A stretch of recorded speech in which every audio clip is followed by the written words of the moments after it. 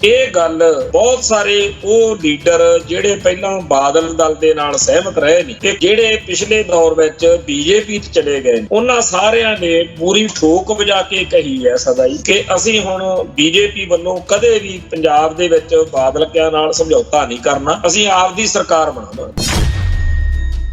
BJP ਚਾਹੁੰਦੀ ਆ ਕਿ ਪੰਜਾਬ ਦੇ ਵਿੱਚ ਸਾਡੇ ਕੋਲੇ ਸਭ ਤੋਂ ਵਧੀਆ ਵੋਟ ਬੈਂਕ ਹੋਵੇ ਤੇ ਬਾਕੀਆਂ ਦਾ ਵੋਟ ਬੈਂਕ ਚਾਹੇ ਸਾਡੇ ਨਾਲੋਂ ਜ਼ਿਆਦਾ ਹੀ ਹੋਵੇ, ਬਾਕੀ ਵਿਰੋਧ ਵਿੱਚ ਬੀਜੇਪੀ ਵਿਰੋਧੀ ਵੋਟ ਬੈਂਕ, ਪਰ ਉਹ ਟੋਟਿਆਂ 'ਚ ਹੋਵੇ। ਬਾਦਲ ਧੜਾ ਹੋਵੇ ਜਾਂ ਕੋਈ ਹੋਰ ਧੜਾ ਹੋਵੇ, ਡੀਪ ਸਟੇਟ ਪੰਜਾਬ ਦੇ ਵਿੱਚ ਕਦੇ ਵੀ ਨਹੀਂ ਚਾਹੁੰਦੀ ਵੀ ਕਿਸੇ ਮੌਕੇ ਉੱਤੇ ਇੱਥੇ ਇੰਨੀ ਸਾਊ ਸਥਿਰਤਾ ਵਾਲੀ ਸਥਿਤੀ ਬਣੀ ਰਹੇ। ਇੱਥੇ ਅਨਰੈਸਟ ਦੀ ਲੋੜ ਆ, ਪਰ ਉਹ ਅਨਰੈਸਟ ਇੰਡੀਅਨ ਡੋਮੇਨ ਦੇ ਇੰਡੀਅਨ ਸਿਸਟਮ ਦੇ ਅੰਦਰ ਹੋਵੇ। ਸੱਤਾ ਲਈ ਸੰਘਰਸ਼ ਜਿਹਨੂੰ ਕਹਿੰਦੇ ਵੀ ਇੱਥੋਂ ਦੇ ਲੋਕ ਖਾਲਿਸਤਾਨ ਲਈ ਨਾ ਲੜਨ, ਇੱਥੋਂ ਦੇ ਲੋਕ ਕਦੇ ਬਰਗਾੜੀ ਬਹਿਬਲ ਤੇ ਲੜ ਰਹੇ ਹੋਣ, ਕਦੇ ਇੱਥੋਂ ਦੇ ਲੋਕ ਵੀ ਮੈਂ ਅਕਾਲੀ ਦਲ ਦਾ ਬੰਦਾ, ਤੂੰ ਬੀਜੇਪੀ ਦਾ ਬੰਦਾ, ਤੂੰ ਆਮ ਆਦਮੀ ਪਾਰਟੀ ਦਾ ਬੰਦਾ, ਤੂੰ ਕਾਂਗਰਸ ਦਾ ਬੰਦਾ, ਇਸ ਤਰੀਕੇ ਨਾਲ ਲੜ ਰਹੇ। ਸਿੱਖਾਂ ਦੀ ਪੰਜਾਬ ਦੇ ਲੋਕਾਂ ਦੀ ਜਿਹੜੀ એનર્ਜੀ ਹੈ, ਜਿਹੜੀ ਸ਼ਕਤੀ ਹੈ, ਜਿਹੜੀ ਸਮਰੱਥਾ ਹੈ, ਉਹਨੂੰ ਸਿਆਸੀ ਮਸਲਿਆਂ ਵਿੱਚ ਉਲਝਾ ਕੇ ਜਾਂ ਪੰਜਾਬ ਦੇ ਕੁਝ ਇਹੋ ਜਿਹੇ ਮੁੱਦਿਆਂ ਵਿੱਚ ਉਲਝਾ ਕੇ ਜਿਨ੍ਹਾਂ ਦੇ ਉੱਤੇ ਕੰਮ ਜਿੰਨਾ ਮਰਜ਼ੀ ਕਰ ਲਓ, ਪਰ ਉਹਨਾਂ ਦੇ ਰਾਹੀਂ ਸਾਡੀ ਕੌਮ ਦਾ ਭਵਿੱਖ ਦਾ ਕੁਝ ਨਹੀਂ ਬਣਦਾ। ਜਿਵੇਂ ਜੇਲ੍ਹਾਂ 'ਚ ਨਜ਼ਰਬੰਦ ਸਿੰਘਾਂ ਦਾ ਮਾਮਲਾ, ਜੇਲ੍ਹਾਂ 'ਚ ਨਜ਼ਰਬੰਦ ਸਿੰਘਾਂ ਨੂੰ 1 ਸਕਿੰਟ ਵਿੱਚ ਛੱਡਿਆ ਜਾ ਸਕਦਾ। ਅਕਾਲੀ ਭਾਜਪਾ ਗੱਠਜੋੜ ਮੌਕੇ ਇਹ ਕੰਮ ਹੋਣਾ ਹੁੰਦਾ ਤਾਂ ਹੋ ਜਾਂਦਾ, ਪਰ ਨਹੀਂ ਕੀਤਾ। ਸੋ ਇਹ ਸਾਰੇ ਮੁੱਦੇ ਇਸ ਕਰਕੇ ਕੌਮ ਦੀ ਝੋਲੀ 'ਚ ਪਾ ਕੇ ਰੱਖੇ ਜਾਂਦੇ ਨੇ ਵੀ ਤੁਸੀਂ ਇਹਨਾਂ ਮਸਲਿਆਂ 'ਚ ਉਲਝੇ ਰਹੋ, ਤਾਂ ਕਿ ਜੇ ਇਧਰੋਂ ਵਿਹਲੇ ਹੋ ਗਏ ਫਿਰ ਖਾਲਿਸਤਾਨ ਲਈ ਆ ਜਾਣਗੇ। ਹੁਣ ਜਦੋਂ ਵੀ ਕੋਈ ਸਿੱਖ ਕਹਿੰਦਾ ਕਿ ਆਪਾਂ ਨੂੰ ਖਾਲਿਸਤਾਨ ਲਈ ਲੜਨਾ ਚਾਹੀਦਾ, ਲੋਕ ਕਹਿੰਦੇ ਆ ਯਾਰ ਤੁਹਾਨੂੰ ਖਾਲਿਸਤਾਨ ਦੀ ਪਈ ਆ, ਆਪਣਾ ਤਾਂ ਆਹ ਮੁੱਦਾ ਰਹਿੰਦਾ, ਆਹ ਮੁੱਦਾ ਰਹਿੰਦਾ, ਇਹ ਤਾਂ ਆਪਾਂ ਹੱਲ ਕਰ ਲਈਏ। ਟੀਵੀ 84 ਉੱਤੇ ਪ੍ਰੋਗਰਾਮ ਖਬਰ ਦੀ ਖਬਰ ਦੇਖ ਰਿਹਾ ਹੈ ਸਾਰੇ ਦਰਸ਼ਕਾਂ ਨੂੰ ਮੈਂ ਸਰਬਜੀਤ ਸਿੰਘ ਘਮਾਣ ਫਤਿਹ ਅਰਜ਼ ਕਰਦਾ ਜੀ। ਵਾਹਿਗੁਰੂ ਜੀ ਕਾ ਖਾਲਸਾ, ਵਾਹਿਗੁਰੂ ਜੀ ਕੀ ਫਤਿਹ। ਅੱਜ ਸ਼੍ਰੋਮਣੀ ਗੁਰਦੁਆਰਾ ਪ੍ਰਬੰਧਕ ਕਮੇਟੀ ਦੇ ਪ੍ਰਧਾਨ ਜਿਨ੍ਹਾਂ ਨੇ ਅਸਤੀਫਾ ਦਿੱਤਾ ਹੋਇਆ, ਭਾਵੇਂ ਅਸਤੀਫਾ ਅਜੇ ਮਨਜ਼ੂਰ ਨਹੀਂ ਹੋਇਆ, ਐਡਵੋਕੇਟ ਹਰਜਿੰਦਰ ਸਿੰਘ ਧਾਮੀ ਦਰਬਾਰ ਸਾਹਿਬ ਕੰਪਲੈਕਸ ਵਿੱਚ ਪਹੁੰਚੇ ਤੇ ਉਹਨਾਂ ਨੇ ਅਕਾਲ ਤਖਤ ਸਾਹਿਬ ਦੇ ਜਥੇਦਾਰ ਗਿਆਨੀ ਰਘਵੀਰ ਸਿੰਘ ਨਾਲ ਮੇਲ ਮੁਲਾਕਾਤ ਵੀ ਕੀਤੀ। ਬਾਅਦ ਵਿੱਚ ਮੀਡੀਆ ਵਾਲਿਆਂ ਦੇ ਨਾਲ ਗੱਲਬਾਤ ਕਰਦਿਆਂ ਹੋਇਆਂ ਜਿੰਨੀ ਕੁ ਗੱਲ ਲੰਘਦਿਆਂ ਧਾਮੀ ਸਾਹਿਬ ਨੇ ਕੀਤੀ, ਉਹਦੇ ਵਿੱਚ ਉਹਨਾਂ ਨੇ ਪੂਰੀ ਦ੍ਰਿੜਤਾ ਨਾਲ ਕਿਹਾ ਕਿ ਮੈਂ ਆਪਦਾ ਅਸਤੀਫਾ ਵਾਪਸ ਨਹੀਂ ਲੈਣਾ, ਮੈਂ ਦੁਬਾਰਾ ਬਤੌਰ ਪ੍ਰਧਾਨ ਹੁਣ ਕਦੇ ਵੀ ਸ਼੍ਰੋਮਣੀ ਕਮੇਟੀ ਦੇ ਵਿੱਚ ਨਹੀਂ ਆਉਣਾ। ਤੇ ਇਹ ਸਾਰੀ ਗੱਲਬਾਤ ਦੇ ਉੱਤੇ ਜਦੋਂ ਚਰਚਾ ਹੋ ਰਹੀ ਹੈ, ਨਾਲ ਇਹ ਵੀ ਚਰਚਾ ਛਿੜੀ ਹੋਈ ਆ ਕਿ ਕੀ ਇਹ ਪ੍ਰਧਾਨ ਧਾਮੀ ਸਾਹਿਬ ਜਿਹੜੇ ਆ, ਇਹਨਾਂ ਨੂੰ ਪਿਛਲੇ ਦਿਨੀ ਜਦੋਂ ਜਥੇਦਾਰ ਰਘਵੀਰ ਸਿੰਘ ਮਨਾਉਣ ਗਏ ਸੀ ਤੇ ਕੀ ਇਹ ਵੀ ਗੱਲ ਨਾਲ ਚੱਲ ਰਹੀ ਆ ਕਿ ਜਿਹੜਾ 7 ਮੈਂਬਰੀ ਕਮੇਟੀ ਵਾਲਾ ਕੰਮ ਉਹਦੇ ਵਿੱਚ ਤੁਸੀਂ ਜ਼ਰੂਰ ਸੇਵਾ ਕਰੋ, ਤੁਹਾਡੇ ਨਾਲ ਬਡੂੰਗਰ ਸਾਹਿਬ ਵੀ ਆਉਣ। ਇਹ ਚਰਚਾ ਵੀ ਪਰਦੇ ਦੇ ਪਿੱਛੇ ਚੱਲ ਰਹੀ ਹੈ, ਕਿਉਂਕਿ ਜਿਹੜੀ 7 ਮੈਂਬਰੀ ਅਕਾਲ ਤਖਤ ਸਾਹਿਬ ਤੋਂ ਕਮੇਟੀ ਬਣੀ ਸੀ, ਉਹਦੇ ਤੋਂ ਖਹਿੜਾ ਛਡਾਉਣਾ, ਉਹਨੂੰ ਤਿਆਗਣਾ ਪ੍ਰਧਾਨ ਧਾਮੀ ਲਈ ਹੋਰ ਤਰ੍ਹਾਂ ਦੇ ਅਰਥ ਰੱਖਦਾ। ਸ਼੍ਰੋਮਣੀ ਕਮੇਟੀ ਦੀ ਪ੍ਰਧਾਨਗੀ ਨੂੰ ਤਿਆਗਣਾ ਹੋਰ ਤਰ੍ਹਾਂ ਦੇ ਅਰਥ ਰੱਖਦਾ। ਇਵੇਂ ਹੀ ਜਥੇਦਾਰ ਬਡੂੰਗਰ ਨੇ ਇਹ ਕਹਿ ਕੇ 7 ਮੈਂਬਰੀ ਕਮੇਟੀ ਤੋਂ ਭਰਤੀ ਵਾਲੀ ਤੋਂ ਜਿਹੜਾ ਪਾਸਾ ਮਾਰਿਆ ਸੀਗਾ ਕਿ ਜਦੋਂ ਧਾਮੀ ਸਾਹਿਬ ਵੀ ਅਸਤੀਫਾ ਦੇ ਗਏ ਤੇ ਇਸ ਤਰ੍ਹਾਂ ਦੀਆਂ ਗੱਲਾਂ ਦਾ ਹੁਣ ਜੇਕਰ ਧਾਮੀ ਸਾਹਿਬ ਆ ਜਾਂਦੇ ਆ ਤਾਂ ਫਿਰ ਸ਼ਾਇਦ ਬਡੂੰਗਰ ਸਾਹਿਬ ਵੀ ਆ ਜਾਣ। ਇਹ ਅੱਜ ਗੱਲ ਚੱਲਦੀ ਰਹੀ ਆ ਕਿ ਸ਼ਾਇਦ ਗਿਆਨੀ ਰਘਵੀਰ ਸਿੰਘ ਚਾਹੁੰਦੇ ਆ ਕਿ ਜਿਹੜੀ 5 ਮੈਂਬਰੀ ਕਮੇਟੀ ਦੇ ਇਹ 2 ਮੈਂਬਰ ਨੇ, ਇਹਨਾਂ ਨੂੰ ਕਿਸੇ ਤਰੀਕੇ ਨਾਲ ਵਾਪਸ ਲੈ ਲਿਆ ਜਾਵੇ। ਸੋ ਕੱਲ ਨੂੰ 7 ਤਰੀਕ ਨੂੰ ਸ਼੍ਰੋਮਣੀ ਗੁਰਦੁਆਰਾ ਪ੍ਰਬੰਧਕ ਕਮੇਟੀ ਦੀ ਐਗਜ਼ੈਕਟਿਵ ਦੀ ਮੀਟਿੰਗ ਦੇ ਵਿੱਚ ਜਥੇਦਾਰ ਐਡਵੋਕੇਟ ਧਾਮੀ ਦਾ ਜਿਹੜਾ ਅਸਤੀਫੇ ਵਾਲਾ ਮਾਮਲਾ, ਉਹ ਤਾਂ ਕੱਲ ਕੰਢੇ ਬੰਨੇ ਲੱਗ ਹੀ ਜਾਣਾ। ਕੱਲ ਨੂੰ ਇਹ ਸਪਸ਼ਟ ਹੋ ਜਾਣਾ ਕਿ ਧਾਮੀ ਸਾਹਿਬ ਦਾ ਅਸਤੀਫਾ ਜਿਹੜਾ ਉਹ ਪ੍ਰਵਾਨ ਕੀਤਾ ਜਾਂਦਾ। ਬਹੁਤੇ ਚਾਂਸ ਇਸੇ ਗੱਲ ਦੇ ਹੀ ਨੇ ਤੇ ਇਹ ਵੀ ਲੋਕਾਂ ਦੇ ਵਿੱਚ ਚਰਚਾ ਕਿ ਗਿਆਨੀ ਰਘਵੀਰ ਸਿੰਘ ਜੀ ਆਪ ਦੇ ਵੱਲੋਂ ਪੂਰਾ ਜ਼ੋਰ ਲਾਉਂਦੇ ਰਹੇ ਆ ਪਰ ਅਸਤੀਫਾ ਜਿਹੜਾ ਵਾਪਸ ਕਰਨ ਲਈ ਧਾਮੀ ਸਾਹਿਬ ਮੰਨੇ ਨਹੀਂ। ਤੇ ਇਸ ਗੱਲ ਨੂੰ ਹੁਣ ਇਉਂ ਵੀ ਦੇਖਿਆ ਜਾ ਰਿਹਾ ਕਿ ਉਹ ਇਸ ਸਾਰੇ ਕਾਸੇ ਦੇ ਵਿੱਚ ਇੱਕ ਤਾਂ ਹੋਰ ਵੱਧ ਬਾਦਲਕਿਆਂ ਦੇ ਤੇ ਪੰਥ ਦੇ ਹੱਥੋਂ ਜਲੀਲ ਹੋਣ ਤੋਂ ਬਚਣਾ ਚਾਹੁੰਦੇ ਆ।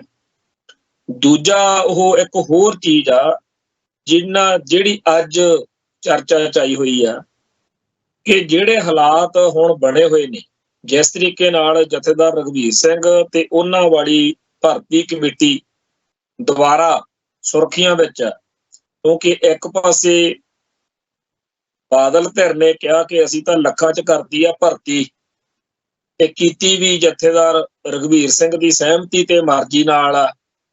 ਸਾਰੇ ਟੀਵੀ ਚੈਨਲਾਂ ਦੇ ਉੱਤੇ ਬਾਦਲ ਦਲ ਦੇ ਬੁਲਾਰੇ, ਖਾਸ ਤੌਰ ਤੇ ਜਿਹੜਾ ਉਹਨਾਂ ਦਾ ਬੈਂਸ ਨੇ ਇਹੀ ਫੱਟੇ ਚੱਕੇ ਹੋਏ ਨੇ ਕਿ ਜੀ ਸਾਨੂੰ ਤਾਂ ਜਦੋਂ ਅਸੀਂ ਭਰਤੀ ਕੀਤੀ ਆ ਸ਼ੁਰੂ, ਤੁਸੀਂ ਦੇਖ ਲਓ ਗਿਆਨੀ ਰਘਵੀਰ ਸਿੰਘ ਨੇ ਇਹਨੂੰ ਵੈਲਕਮ ਕੀਤਾ ਸੀ, ਜੀ ਆਇਆਂ ਕਿਹਾ ਸੀ, ਚੰਗਾ ਕਦਮ ਕਿਹਾ ਸੀ, ਹੁਣ ਇਹ ਮਾੜਾ ਕਦਮ ਕਿਵੇਂ ਹੋ ਗਿਆ। ਸੋ ਬਾਦਲ ਧਿਰ ਵੱਲੋਂ ਜਿੱਥੇ ਆਪਦੀ ਭਰਤੀ ਨੂੰ ਜਾਇਜ਼ ਦਰਸਾਇਆ ਜਾ ਰਿਹਾ, ਜਿੱਥੇ ਬਾਦਲ ਧਿਰ ਵੱਲੋਂ ਆਪਦੀ ਭਰਤੀ ਨੂੰ ਜਸਟੀਫਾਈ ਕੀਤਾ ਜਾ ਰਿਹਾ, ਉੱਥੇ ਬਾਦਲ ਧਿਰ ਵੱਲੋਂ ਇਹ ਵੀ ਕਿਹਾ ਜਾ ਰਿਹਾ ਕਿ ਜਿਹੜੀ ਭਰਤੀ ਅਸੀਂ ਕਰ ਰਹੇ ਹਾਂ ਇਹ ਭਰਤੀ ਜਥੇਦਾਰ ਰਘਵੀਰ ਸਿੰਘ ਦੀ ਸਹਿਮਤੀ ਨਾਲ ਹੀ ਆ, ਤੇ ਇਹ ਭਰਤੀ ਜਥੇਦਾਰ ਦੇ ਵੱਲੋਂ ਵੈਲਕਮ ਕੀਤੀ ਗਈ ਆ, ਚੰਗੀ ਕਹੀ ਗਈ। ਦੂਜੇ ਪਾਸੇ ਪੰਥ 'ਚ ਚਰਚਾ ਇਹ ਆ ਕਿ ਇਹ ਤਾਂ ਜੀ ਭਗੌੜੇ ਹੋ ਗਏ, ਇਹਨਾਂ ਨੇ ਅਕਾਲ ਤਖਤ ਸਾਹਿਬ ਦੀ ਭਰਤੀ ਕਮੇਟੀ ਦੀ ਮੰਨੀ ਨਹੀਂ। ਇਸ ਮਾਹੌਲ ਦੇ ਵਿੱਚ ਇਹ ਇੱਕ ਨਵਾਂ ਜਿਹੜਾ ਫਾਨਾ ਫਸਿਆ ਕਿ ਹੁਣ 18 ਮਾਰਚ ਤੋਂ 5 ਮੈਂਬਰੀ ਭਰਤੀ ਕਮੇਟੀ ਨੇ ਆਪਦਾ ਕੰਮ ਸ਼ੁਰੂ ਕਰਨਾ, ਤੇ ਜਿਹੜੀ ਹੈਗੀ ਆ ਉਧਰ ਭਰਤੀ ਉਹ ਕਰੀ ਬੈਠੇ ਆ। ਦੋਨਾਂ ਦੇ ਵਿਚਾਲੇ ਜਿਹੜਾ ਹਾਲਾਤ ਦਿਨੋਂ ਦਿਨ ਜਿਸ ਪਾਸੇ ਨੂੰ ਜਾ ਰਹੇ ਨੇ, ਹੁਣ ਲੋਕਾਂ ਨੂੰ ਲੱਗਦਾ ਹੈ ਕਿ ਸ਼ਾਇਦ ਸ਼੍ਰੋਮਣੀ ਕਮੇਟੀ ਦੀ ਐਗਜੈਕਟਿਵ ਦੇ ਰਾਹੀਂ ਜਿਵੇਂ ਗਿਆਨੀ ਹਰਪ੍ਰੀਤ ਸਿੰਘ ਨੂੰ ਖੂੰਜੇ ਲਾਇਆ ਗਿਆ, ਉਵੇਂ ਹੋ ਸਕਦਾ ਆਉਣ ਵਾਲੇ ਦਿਨਾਂ ਦੇ ਵਿੱਚ ਗਿਆਨੀ ਰਘਵੀਰ ਸਿੰਘ ਨੂੰ ਵੀ ਖੂੰਜੇ ਲਾ ਦਿੱਤਾ ਜਾਵੇ। ਤੇ ਸਰਦਾਰ ਹਰਜਿੰਦਰ ਸਿੰਘ ਧਾਮੀ ਇਹ ਕਲੰਕ ਮੱਥੇ ਲਾਉਣ ਤੋਂ ਬਚਣਾ ਚਾਹੁੰਦੇ। ਇਹ ਚਰਚਾ ਛਿੜੀ ਹੋਈ ਆ ਕਿ ਐਡਵੋਕੇਟ ਹਰਜਿੰਦਰ ਸਿੰਘ ਧਾਮੀ ਇਹ ਮੰਨਦੇ ਆ ਕਿ ਹੁਣ ਗਿਆਨੀ ਰਘਵੀਰ ਸਿੰਘ ਦਾ ਜਥੇਦਾਰ ਦੇ ਪਦ ਉੱਤੇ ਬਣਿਆ ਰਹਿਣਾ ਬਾਦਲ ਦਲ ਨੂੰ ਵਾਰਾ ਨਹੀਂ ਖਾਂਦਾ। ਬਾਦਲ ਦਲ ਦੇ ਹਿੱਤ ਤੇ ਜਥੇਦਾਰ ਰਘਵੀਰ ਸਿੰਘ ਦੀ ਬਿਆਨਬਾਜ਼ੀ ਦੋਨੇ ਬਹੁਤ ਬੁਰੀ ਤਰ੍ਹਾਂ ਟਕਰਾ ਰਹੇ ਨੇ। ਇਸ ਕਰਕੇ ਧਾਮੀ ਸਾਹਿਬ ਸੋਚਦੇ ਆ ਕਿ ਕਦੇ ਨਾ ਕਦੇ ਇਹ ਲਾਜ਼ਮੀ ਹੋਏਗਾ ਕਿ ਸ਼੍ਰੋਮਣੀ ਕਮੇਟੀ ਦੀ ਐਗਜੈਕਟਿਵ ਨੂੰ, ਪ੍ਰਧਾਨ ਨੂੰ ਕਿਹਾ ਜਾਵੇ ਕਿ ਜੀ ਜਿਵੇਂ ਗਿਆਨੀ ਹਰਪ੍ਰੀਤ ਸਿੰਘ ਨੂੰ ਘਰ ਨੂੰ ਤੋਰਿਆ, ਉਵੇਂ ਕੋਈ ਬਹਾਨਾ ਜੋ ਮਰਜ਼ੀ ਬਣਾਓ ਤੇ ਗਿਆਨੀ ਰਘਵੀਰ ਸਿੰਘ ਨੂੰ ਵੀ ਘਰ ਨੂੰ ਤੋਰਿਆ ਜਾਵੇ। ਇਹ ਚਰਚਾ ਵੀ ਚੱਲ ਰਹੀ ਆ ਕਿ ਗਿਆਨੀ ਹਰਪ੍ਰੀਤ ਸਿੰਘ ਦੀ ਜਿਹੜੀ ਬਰਖਾਸਤਗੀ ਹੋਈ ਆ ਉਹ ਵੀ ਧਾਮੀ ਸਾਹਿਬ ਨਹੀਂ ਸੀ ਚਾਹੁੰਦੇ, ਪਰ ਉਹਨਾਂ ਦੀ ਪ੍ਰਧਾਨਗੀ ਹੇਠ ਹੋਈ ਹੈ। ਉਹਨਾਂ ਨੇ ਇੱਕ ਝਟਕਾ ਤਾਂ ਇਹ ਝੱਲ ਲਿਆ, ਜਿਹੜਾ ਪੰਥ ਨੇ ਅਬਾ ਤਬਾ ਬੋਲਣਾ ਸੀ ਉਹ ਬੋਲ ਲਿਆ, ਪਰ ਉਹ ਅਗਲਾ ਝਟਕਾ ਗਿਆਨੀ ਰਘਵੀਰ ਸਿੰਘ ਵਾਲਾ ਝੱਲਣ ਨੂੰ ਤਿਆਰ ਨਹੀਂ ਹੈ। ਇਸ ਕਰਕੇ ਧਾਮੀ ਸਾਹਿਬ ਨੇ ਪੂਰਾ ਸਟੈਂਡ ਹੀ ਲੈ ਲਿਆ ਕਿ ਜੋ ਮਰਜ਼ੀ ਹੋ ਜੇ, ਹੁਣ ਮੈਂ ਸ਼੍ਰੋਮਣੀ ਕਮੇਟੀ ਦੇ ਪ੍ਰਧਾਨ ਦੀ ਪਦਵੀ ਤੇ ਨਹੀਂ ਆਉਣਾ। ਇਹਦੇ ਨਾਲ ਇੱਕ ਗੱਲ ਤਾਂ ਚੰਗੀ ਆ ਵੀ ਜਿਹੜਾ ਮਗਰਲੇ ਪਾਸੇ ਬਿਠਾ ਕੇ ਜਿਹੜਾ ਰਿਮੋਟ ਕੰਟਰੋਲ ਨਾਲ ਸਾਰੀ ਪ੍ਰਧਾਨਗੀ ਨੂੰ ਆਪਦੇ ਹਿਸਾਬ ਨਾਲ ਚਲਾਉਂਦਾ ਹੈ, ਰਘੂਜੀਤ ਸਿੰਘ ਬਿਰਕ, ਹੁਣ ਉਹਨੂੰ ਪ੍ਰਧਾਨਗੀ ਕਰਨੀ ਪਊ, ਕਿਉਂਕਿ ਮੀਤ ਪ੍ਰਧਾਨ ਨੂੰ ਪ੍ਰਧਾਨਗੀ ਦੇ ਉਨੇ ਟਾਈਮ ਲਈ ਹੱਕ ਮਿਲ ਜਾਣੇ ਆ, ਤੇ ਫਿਰ ਇਹ ਵੀ ਚੰਗੀ ਤਰ੍ਹਾਂ ਪਤਾ ਲੱਗ ਜੂਗਾ ਵੀ ਉਹ ਕੀ ਕਰਦੇ ਆ, ਉਹਦੇ ਰਾਹੀਂ ਜਿਹੜਾ ਕੁਝ ਕਰਨਾ ਕਰਾਉਣਾ ਉਹ ਕਰਾ ਲੈਣਗੇ। ਸੋ ਇਸ ਮਾਹੌਲ ਦੇ ਵਿੱਚ ਜਦੋਂ ਅਕਾਲੀ ਦਲ ਦੀ ਭਰਤੀ ਦੇ ਮਾਮਲੇ ਉੱਤੇ ਜਥੇਦਾਰ ਅਕਾਲ ਤਖਤ ਤੇ ਬਾਦਲ ਦਲ ਦੇ ਹਿੱਤ ਆਮੋ ਸਾਹਮਣੇ ਟਕਰਾ ਰਹੇ ਨੇ, ਤਾਂ ਇਹਦੀ ਚਰਚਾ ਦਿਨੋਂ ਦਿਨ ਜ਼ੋਰ ਫੜ ਰਹੀ ਆ। ਅੱਜ ਪੰਜਾਬੀ ਟ੍ਰਿਬਿਊਨ ਨੇ ਸੰਪਾਦਕੀ ਸਫ਼ੇ ਉੱਤੇ ਇਹਦੇ ਬਾਰੇ ਬਹੁਤ ਇੱਕ ਸੰਪਾਦਕੀ ਟਿੱਪਣੀ ਲਿਖੀ ਆ, ਜਿਹਦੇ ਵਿੱਚ ਉਹਨਾਂ ਨੇ ਐਂਡ ਤੇ ਇਹ ਗੱਲ ਲਿਖੀ ਆ ਕਿ ਜਿਸ ਤਰੀਕੇ ਨਾਲ ਇਹ ਮਾਹੌਲ ਬਣਦਾ ਜਾ ਰਿਹਾ, ਹੁਣ ਤਾਂ ਲੱਗਦਾ ਕਿ ਜਨਤਕ ਤੌਰ ਤੇ ਜਿਹੜੀ ਸਮਾਜ ਵਿੱਚ ਕੌਮ ਹੀ ਮਤਲਬ ਫੈਸਲਾ ਕਰੂਗੀ, ਵੋਟਾਂ ਵਾਟਾਂ ਦੇ ਨਾਲ ਹੀ ਫੈਸਲਾ ਹੋਊਗਾ ਵੀ ਕਿਹੜਾ ਅਕਾਲੀ ਦਲ ਅਸਲੀ ਹੈ। ਅਜੀਤ ਅਖਬਾਰ ਨੇ ਵੱਖਰੇ ਤਰੀਕੇ ਨਾਲ ਚੰਡੀਗੜ੍ਹ ਤੋਂ ਹਰਕਮਲਜੀਤ, ਜਿਹੜਾ ਬੜਾ ਪ੍ਰੋਮੀਨੈਂਟ ਅਜੀਤ ਦਾ ਪੱਤਰਕਾਰ ਹੈ, ਉਹਦੀ ਇੱਕ ਰਿਪੋਰਟ ਜਿਹੜੀ ਕਵਰ ਸਟੋਰੀ ਵਾਂਗੂ ਆਇਆ ਹੈ, ਉਹਦੇ ਵਿੱਚ ਉਹਨਾਂ ਨੇ 18 ਮਾਰਚ ਨੂੰ ਵੱਡੇ ਇਕੱਠ ਦੀ ਖਬਰ ਦਿੱਤੀ ਹੈ। ਵੈਸੇ ਅਸੀਂ ਇਹ ਗੱਲ ਇੱਥੇ ਕਦੇ ਸੁਣੀ ਨਹੀਂ, ਅੰਮ੍ਰਿਤਸਰ 'ਚ ਰਹਿੰਦੇ ਹਾਂ ਤੇ ਬਹੁਤ ਸਾਰੀਆਂ ਜਿਹੜੀਆਂ ਦਰਬਾਰ ਸਾਹਿਬ ਕੰਪਲੈਕਸ ਨਾਲ ਇਸ ਸਾਰੀ ਸਰਗਰਮੀ ਨਾਲ ਸੰਬੰਧਿਤ ਘਟਨਾਵਾਂ ਨੇ ਉਹਦੇ ਬਾਰੇ ਆਪਾਂ ਵਾਵਸਤਾ ਰਹੀਦਾ। ਪਰ ਇਹ ਗੱਲ ਅੱਜ ਅਜੀਤ ਵਿੱਚ ਪੜ੍ਹੀ ਆ ਤੇ ਉਹਨੇ ਖਬਰ ਦਾ ਹਵਾਲਾ ਮਨਪ੍ਰੀਤ ਸਿੰਘ ਅਯਾਲੀ ਨਾਲ ਗੱਲਬਾਤ ਕਰਦਿਆਂ ਬਣਾਇਆ ਕਿ ਉਹ ਕਹਿੰਦੇ ਆ ਵੀ ਸਾਨੂੰ ਬੜਾ ਉਤਸ਼ਾਹ ਤੇ ਉੱਥੇ ਬਾਹਰ ਇੱਕ ਵੱਡਾ ਪ੍ਰੋਗਰਾਮ ਦਰਬਾਰ ਸਾਹਿਬ ਕੰਪਲੈਕਸ ਤੋਂ ਬਾਹਰ ਵੱਡਾ ਇਕੱਠ ਕੀਤਾ ਜਾਊਗਾ। ਤੇ ਇਹ ਜਿਹੜੀ ਵੱਡੇ ਇਕੱਠ ਦੀ ਖਬਰ ਵਾ, ਇਹਨੇ ਇੱਕ ਤਰੀਕੇ ਨਾਲ ਬਾਦਲ ਦਲ ਨੂੰ ਸੁਨੇਹਾ ਲਾ ਦਿੱਤਾ। ਇਹ ਖਬਰ ਦੇ ਇਕੱਲੇ ਇੰਨੇ ਅਰਥ ਨਹੀਂ ਹੈਗੇ, ਇਹਦੇ ਅਰਥ ਇਹ ਵੀ ਨੇ ਕਿ ਅਜੀਤ ਅਖਬਾਰ ਜਿਹੜਾ ਹੁਣ ਤੱਕ ਬਾਦਲ ਦਲ ਦੀ ਹਮਾਇਤ ਵਿੱਚ ਡਟਿਆ ਰਿਹਾ, ਵੱਡੇ ਬਾਦਲ ਵੇਲੇ ਅਜੀਤ ਅਖਬਾਰ ਬਾਦਲ ਦਲ ਦਾ ਭੌਂਪੂ ਹੁੰਦਾ ਸੀ। ਪਰ ਪਿਛਲੇ ਕੁਝ ਸਮੇਂ ਤੋਂ ਜਦੋਂ ਆਮ ਆਦਮੀ ਪਾਰਟੀ ਦੀ ਸਰਕਾਰ ਨੇ ਬਰਜਿੰਦਰ ਸਿੰਘ ਹਮਦਰਦ ਨੂੰ ਕਰਤਾਰਪੁਰ ਸਾਹਿਬ ਕੋਲ ਜਿਹੜੀਆਂ ਯਾਦਗਾਰਾਂ ਦਾ ਮਸਲਾ ਬਣਿਆ, ਜਿਹਦੇ ਵਿੱਚ ਭ੍ਰਿਸ਼ਟਾਚਾਰ ਦੇ ਦੋਸ਼ ਲੱਗੇ ਸੀ, ਉਸ ਮਾਮਲੇ ਵਿੱਚ ਬਰਜਿੰਦਰ ਸਿੰਘ ਹਮਦਰਦ ਨੂੰ ਬੀਜੇਪੀ ਨੇ ਪੰਜਾਬ ਸਰਕਾਰ ਤੋਂ ਬਚਾਇਆ, ਸੇਵ ਕੀਤਾ। ਤੇ ਉਸ ਮੌਕੇ ਤੋਂ ਬੀਜੇਪੀ ਪ੍ਰਤੀ ਝੁਕਾਅ ਜਿਹੜਾ ਹੈਗਾ ਇਸ ਅਜੀਤ ਅਖਬਾਰ ਦਾ ਸਾਫ਼ ਦਿਖ ਰਿਹਾ। ਨਾਲ ਦੀ ਨਾਲ ਬਾਦਲ ਦਲ ਵਿਰੋਧੀ ਜਿਹੜੇ ਖਬਰਾਂ ਨੇਗੀਆਂ, ਉਹ ਵੀ ਪਹਿਲਾਂ ਨਾਲੋਂ ਜ਼ਿਆਦਾ ਸਪੇਸ ਜਿਹੜੀ ਆ ਉਹ ਮਿਲ ਰਹੀ ਹੈ। ਤੇ ਇਸ ਖਬਰ ਦੇ ਨਾਲ ਅਸੀਂ ਇਹ ਗੱਲ ਜੋੜ ਰਹੇ ਹਾਂ ਕਿ ਜਦੋਂ ਆਹ ਸਾਰੀ ਚਰਚਾ ਛਿੜੀ ਸੀ ਸ਼ੁਰੂ 'ਚ, ਜਦੋਂ ਬਾਦਲ ਵਿਰੋਧੀ ਅਕਾਲੀਆਂ ਨੇ, ਚੰਦੂ ਮਾਜਰਾ ਨੇ ਤੇ ਹੋਰਾਂ ਨੇ ਇਹ ਕੰਮ ਸ਼ੁਰੂ ਕੀਤਾ ਸੀ, ਉਦੋਂ ਵੀ ਇਹ ਚਰਚਾ ਛਿੜੀ ਸੀ ਕਿ ਬਰਜਿੰਦਰ ਸਿੰਘ ਹਮਦਰਦ ਵਿਚਾਲੇ ਉਹਨਾਂ ਸਾਰਿਆਂ ਦਾ ਸੂਤਰਧਾਰ ਬਣ ਰਿਹਾ ਜਿਨ੍ਹਾਂ ਨੇ ਸੁਖਬੀਰ ਸਿੰਘ ਬਾਦਲ ਵਾਲੇ ਅਕਾਲੀ ਦਲ ਲਈ ਬਿਪਤਾ ਖੜੀ ਕਰਨੀ। ਸੋ 5 ਮਹੀਨੇ ਪਹਿਲਾਂ ਜਿਹੜੀ ਇਹ ਚਰਚਾ ਛਿੜੀ ਸੀ, ਅੱਜ ਜਦੋਂ ਆਹ ਖਬਰ ਪੜ੍ਹੀ ਆ ਤੇ ਮੈਨੂੰ ਲੱਗਿਆ ਵੀ ਵਿਚਾਲੇ ਕੁੰਡੀ ਕੋਈ ਹੈਗੀ ਆ। ਇਹ ਤਾਂ ਆਪਾਂ ਨੂੰ ਪਤਾ ਹੀ ਆ ਕਿ ਪੰਜਾਬ ਦੇ ਵਿੱਚ ਬੀਜੇਪੀ ਆਪਦੇ ਖੰਭ ਪੂਰੀ ਤਰ੍ਹਾਂ ਖਿਲਾਰਨ ਲਈ ਤਿਆਰ ਹੈ। ਹੁਣ ਸੋਸ਼ਲ ਮੀਡੀਆ ਦੇ ਉੱਤੇ ਚਰਚਾ ਛਿੜੀ ਹੋਈ ਸੀ ਕਿ ਮਨਜਿੰਦਰ ਸਿੰਘ ਸਰਸਾ ਨੇ ਇਹੋ ਜਿਹਾ ਕੋਈ ਬਿਆਨ ਵੀ ਦਾਗਿਆ ਕਿ ਅਸੀਂ ਪੰਜਾਬ ਦੇ ਵਿੱਚ ਅਗਲੀ ਵਾਰ ਆਪਦੇ ਪੈਰਾਂ ਤੇ ਆਪਦੀ ਸਰਕਾਰ ਬਣਾਵਾਂਗੇ। ਉਹਨਾਂ ਦਾ ਭਾਵ ਇਹ ਹੈ ਕਿ ਅਸੀਂ ਹੁਣ ਬਾਦਲ ਦਲ ਨਾਲ ਕੋਈ ਸਮਝੌਤਾ ਨਹੀਂ ਕਰਨਾ। ਜਿੱਦਣ ਉਹ ਇੱਥੇ ਦਰਬਾਰ ਸਾਹਿਬ ਮੱਥਾ ਟੇਕਣ ਮਨਜਿੰਦਰ ਸਿੰਘ ਸਰਸਾ ਆਇਆ ਸੀ, ਉਦੋਂ ਵੀ ਇਹੀ ਗੱਲ ਕਹਿ ਰਿਹਾ ਸੀ। ਇਹ ਗੱਲ ਬਹੁਤ ਸਾਰੇ ਉਹ ਲੀਡਰ ਜਿਹੜੇ ਪਹਿਲਾਂ ਬਾਦਲ ਦਲ ਦੇ ਨਾਲ ਸਹਿਮਤ ਰਹੇ ਨੇ ਤੇ ਜਿਹੜੇ ਪਿਛਲੇ ਦੌਰ ਵਿੱਚ ਬੀਜੇਪੀ 'ਚ ਚਲੇ ਗਏ ਨੇ, ਉਹਨਾਂ ਸਾਰਿਆਂ ਨੇ ਪੂਰੀ ਠੋਕ ਵਜਾ ਕੇ ਕਹੀ ਹੈ ਸਦਾ ਹੀ ਕਿ ਅਸੀਂ ਹੁਣ ਬੀਜੇਪੀ ਵੱਲੋਂ ਕਦੇ ਵੀ ਪੰਜਾਬ ਦੇ ਵਿੱਚ ਬਾਦਲ ਕਿਆਂ ਨਾਲ ਸਮਝੌਤਾ ਨਹੀਂ ਕਰਨਾ, ਅਸੀਂ ਆਪਦੀ ਸਰਕਾਰ ਬਣਾਵਾਂਗੇ। ਹੁਣ ਇਹ ਤਾਂ ਆਪਾਂ ਨੂੰ ਪਤਾ ਹੀ ਆ ਕਿ ਬੀਜੇਪੀ ਦਾ ਪੰਜਾਬ 'ਚ ਕਿੰਨਾ ਕੁ ਆਧਾਰ ਆ ਜਾਂ ਕਿੰਨਾ ਕੁ ਵਕਾਰ ਆ। ਇਹ ਠੀਕ ਆ ਕਿ ਕੁਝ % ਵੋਟ ਬੈਂਕ 'ਚ ਉਹਨਾਂ ਦੇ ਵਾਧਾ ਜ਼ਰੂਰ ਹੋਇਆ, ਪਰ ਸਰਕਾਰ ਬਣਾ ਲੈਣ ਵਾਲੀ ਗੱਲ ਅਜੇ ਵੀ ਬੜੀ ਦੂਰ ਲੱਗਦੀ ਹੈ। ਪਰ ਇਹਦਾ ਮਤਲਬ ਇਹ ਨਹੀਂ ਕਿ ਇਹ ਹੋ ਹੀ ਨਹੀਂ ਸਕਦਾ।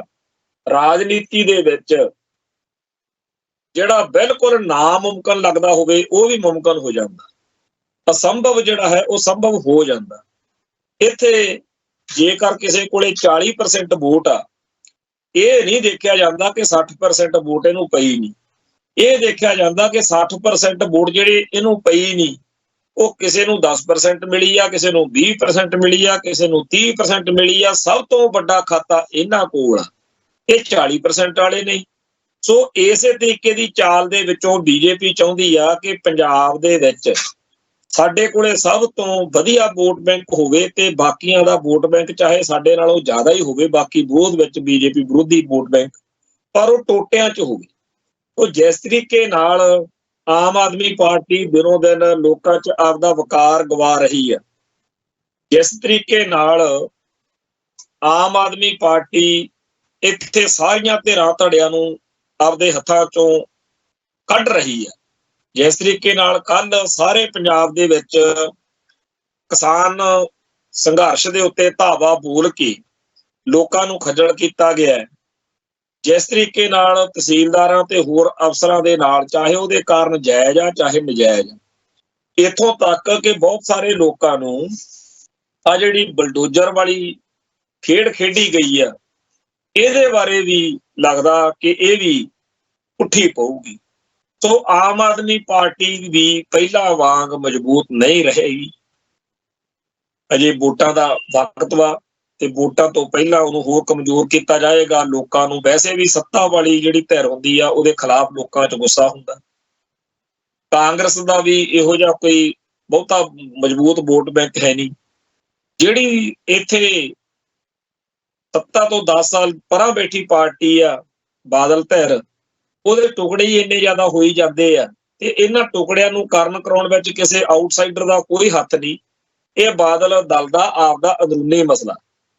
ਇਹੀ ਚੰਦੂਮਾਜਰੇ ਹੋਣੀ, ਇਹਨਾਂ ਹੀ ਸੁਖਬੀਰ ਹੋਣਾ ਦੇ ਨਾਲ ਰਲ ਕੇ ਪਿਛਲੇ ਦੌਰ ਵਿੱਚ ਉਸ ਸਿੱਖ ਜਜ਼ਬਾਤ ਨੂੰ ਨੀਵਾਂ ਦਿਖਾਉਂਦੇ ਰਹੇ ਆ, ਠੇਸ ਪਹੁੰਚਾਉਂਦੇ ਰਹੇ ਆ, ਜਿਹੜਾ ਸਿੱਖ ਜਜ਼ਬਾਤ ਅੱਜ ਇਹਨਾਂ ਦੀ ਰਾਜਨੀਤੀ ਦਾ ਮੁੱਖ ਕੇਂਦਰ ਬਿੰਦੂ ਬਣਿਆ ਹੋਇਆ।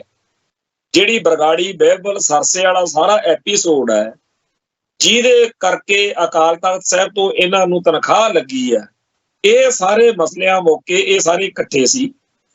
ਤੇ ਅੱਜ ਜਦੋਂ ਇਹ ਉਹਨਾਂ ਗੱਲਾਂ ਦੀ ਲਿਸਟ ਬਣਾ ਕੇ ਅਕਾਲ ਤਖਤ ਸਾਹਿਬ ਤੇ ਦੇ ਕੇ ਵੱਖਰੇ ਹੋਣ ਵਾਲੇ ਪਾਸੇ, ਚੈਲੰਜ ਵਾਲੇ ਪਾਸੇ ਆਏ ਨੇ, ਤਾਂ ਅਜੀਤ ਅਖਬਾਰ ਦਾ ਇਹਨਾਂ ਨੂੰ ਇੱਕ ਤਰੀਕੇ ਨਾਲ ਹਮਾਇਤ ਮਿਲੀ ਆ। ਜੇ ਕਿਤੇ ਬਾਦਲ ਦਲ ਦੀ ਇਸ ਮੌਕੇ ਅਜੀਤ ਨਾਲ ਟਿਊਨਿੰਗ ਹੁੰਦੀ ਤਾਂ ਇਹਦਾ ਅਸਰ ਕਾਫੀ ਹੱਦ ਤੱਕ ਪੈਣਾ ਸੀ, ਭਾਵੇਂ ਅੱਜ 1994 ਵਾਲਾ ਮਾਹੌਲ ਨਹੀਂ ਹੈ, ਜਦੋਂ ਕਿ ਅਜੀਤ ਅਖਬਾਰ ਦੇ ਵਿੱਚ ਲੋਕਾਂ ਦਾ ਬਹੁਤ ਵੱਡਾ ਭਰੋਸਾ ਸੀ ਤੇ ਲੋਕਾਂ ਕੋਲ ਕੌਮ ਦੀ, ਪੰਥ ਦੀ, ਸਮਾਜ ਦੀ ਗੱਲ ਕਰਨ ਕਰਾਉਣ ਵਾਲੇ ਹੋਰ ਪਲੇਟਫਾਰਮ ਨਹੀਂ ਸੀ। ਅੱਜ ਦੀ ਤਰੀਕ ਵਿੱਚ ਸੋਸ਼ਲ ਮੀਡੀਆ ਤੇ ਹੋਰ ਅਖਬਾਰਾਂ ਦੇ ਮੈਗਜ਼ੀਨਾਂ ਦੇ ਕਰਕੇ ਅਜੀਤ ਦੀ ਉਹੋ ਜਿਹੀ ਥਾਂ ਭਾਵੇਂ ਨਹੀਂ ਜਿਹੋ ਜਿਹੀ 94-95 ਚ ਹੁੰਦੀ ਸੀ ਜਦੋਂ ਅਕਾਲੀ ਦਲ ਅੰਮ੍ਰਿਤਸਰ ਬਣਾਇਆ ਤੇ ਜਦੋਂ ਬਾਦਲਕਿਆਂ ਨੇ ਸਟੇਟ ਸਪਾਂਸਰਡ ਅਕਾਲੀ ਦਲ ਚਲਾਇਆ। ਅੱਜ ਜਿਹੜਾ ਹੈਗਾ ਮਾਹੌਲ ਉਹ ਇਹ ਆ ਕਿ ਬਾਦਲਕਿਆਂ ਦਾ ਅਜੀਤ ਅਖਬਾਰ ਵੀ ਉਵੇਂ ਸਾਥ ਨਹੀਂ ਦੇ ਰਿਹਾ, ਉਲਟਾ ਬੀਜੇਪੀ ਦੇ ਨਾਲ ਮੇਲ ਜੋਲ ਕਰਕੇ ਅਜੀਤ ਅਖਬਾਰ ਦਾ ਤਾਲਮੇਲ ਵੀ ਬਾਦਲ ਵਿਰੋਧੀ ਜਿਹੜਾ ਪੰਥਕ ਮੋਰਚੇ ਵਾਲੇ ਲਾ ਲਓ ਜਾਂ ਜੋ ਵੀ ਉਹ ਸਮਾਜ ਸੁਧਾਰ ਲਹਿਰ ਵਾਲੇ ਲਾ ਲਓ, ਉਹ ਜਿਹੜੇ ਪੰਥ ਸੁਧਾਰ ਲਹਿਰ ਵਾਲੇ ਚੰਦੂਮਾਜਰੇ ਹੋਣੀ, ਰੱਖੜੇ ਹੋਣੀ, ਉਸ ਪਾਸੇ ਨੂੰ।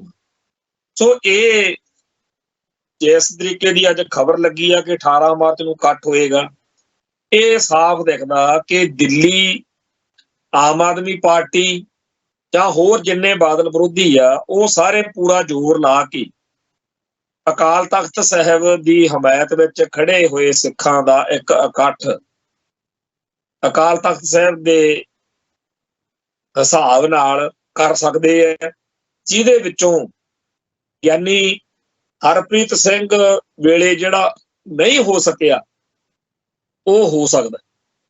ਚੇਤੇ ਕਰੋ, ਜਦੋਂ ਜਥੇਦਾਰ ਰਣਜੀਤ ਸਿੰਘ ਨੂੰ ਬਾਦਲਕਿਆਂ ਨੇ ਲਾਇਆ ਸੀ, ਫੌਰਨ ਤੌਰ ਦੇ ਉੱਤੇ ਇੱਕ ਬਹੁਤ ਵੱਡਾ ਗਹਿ ਗੱਡਮਾ ਇਕੱਠ ਸਿੱਖ ਆਗੂਆਂ ਨੇ ਉਸ ਮੌਕੇ ਟੌੜਾ ਧੜੇ ਤੇ ਹੋਰ ਲੀਡਰਾਂ ਨੇ ਅਨੰਦਪੁਰ ਸਾਹਿਬ 300 ਸਾਲਾ ਮੌਕੇ ਕੀਤਾ ਸੀ, ਜਿੱਥੇ ਜਥੇਦਾਰ ਰਣਜੀਤ ਸਿੰਘ ਨੇ ਆਪਦਾ ਪੂਰਾ ਜਿਹੜਾ ਗੁੱਪ ਗਵਟ ਕੱਢਿਆ ਤੇ ਅੱਜ ਤੱਕ ਉਹ ਬਾਦਲਕਿਆਂ ਦੇ ਖਿਲਾਫ ਆਪਦੀ ਗੱਲ ਕਹਿ ਰਹੇ।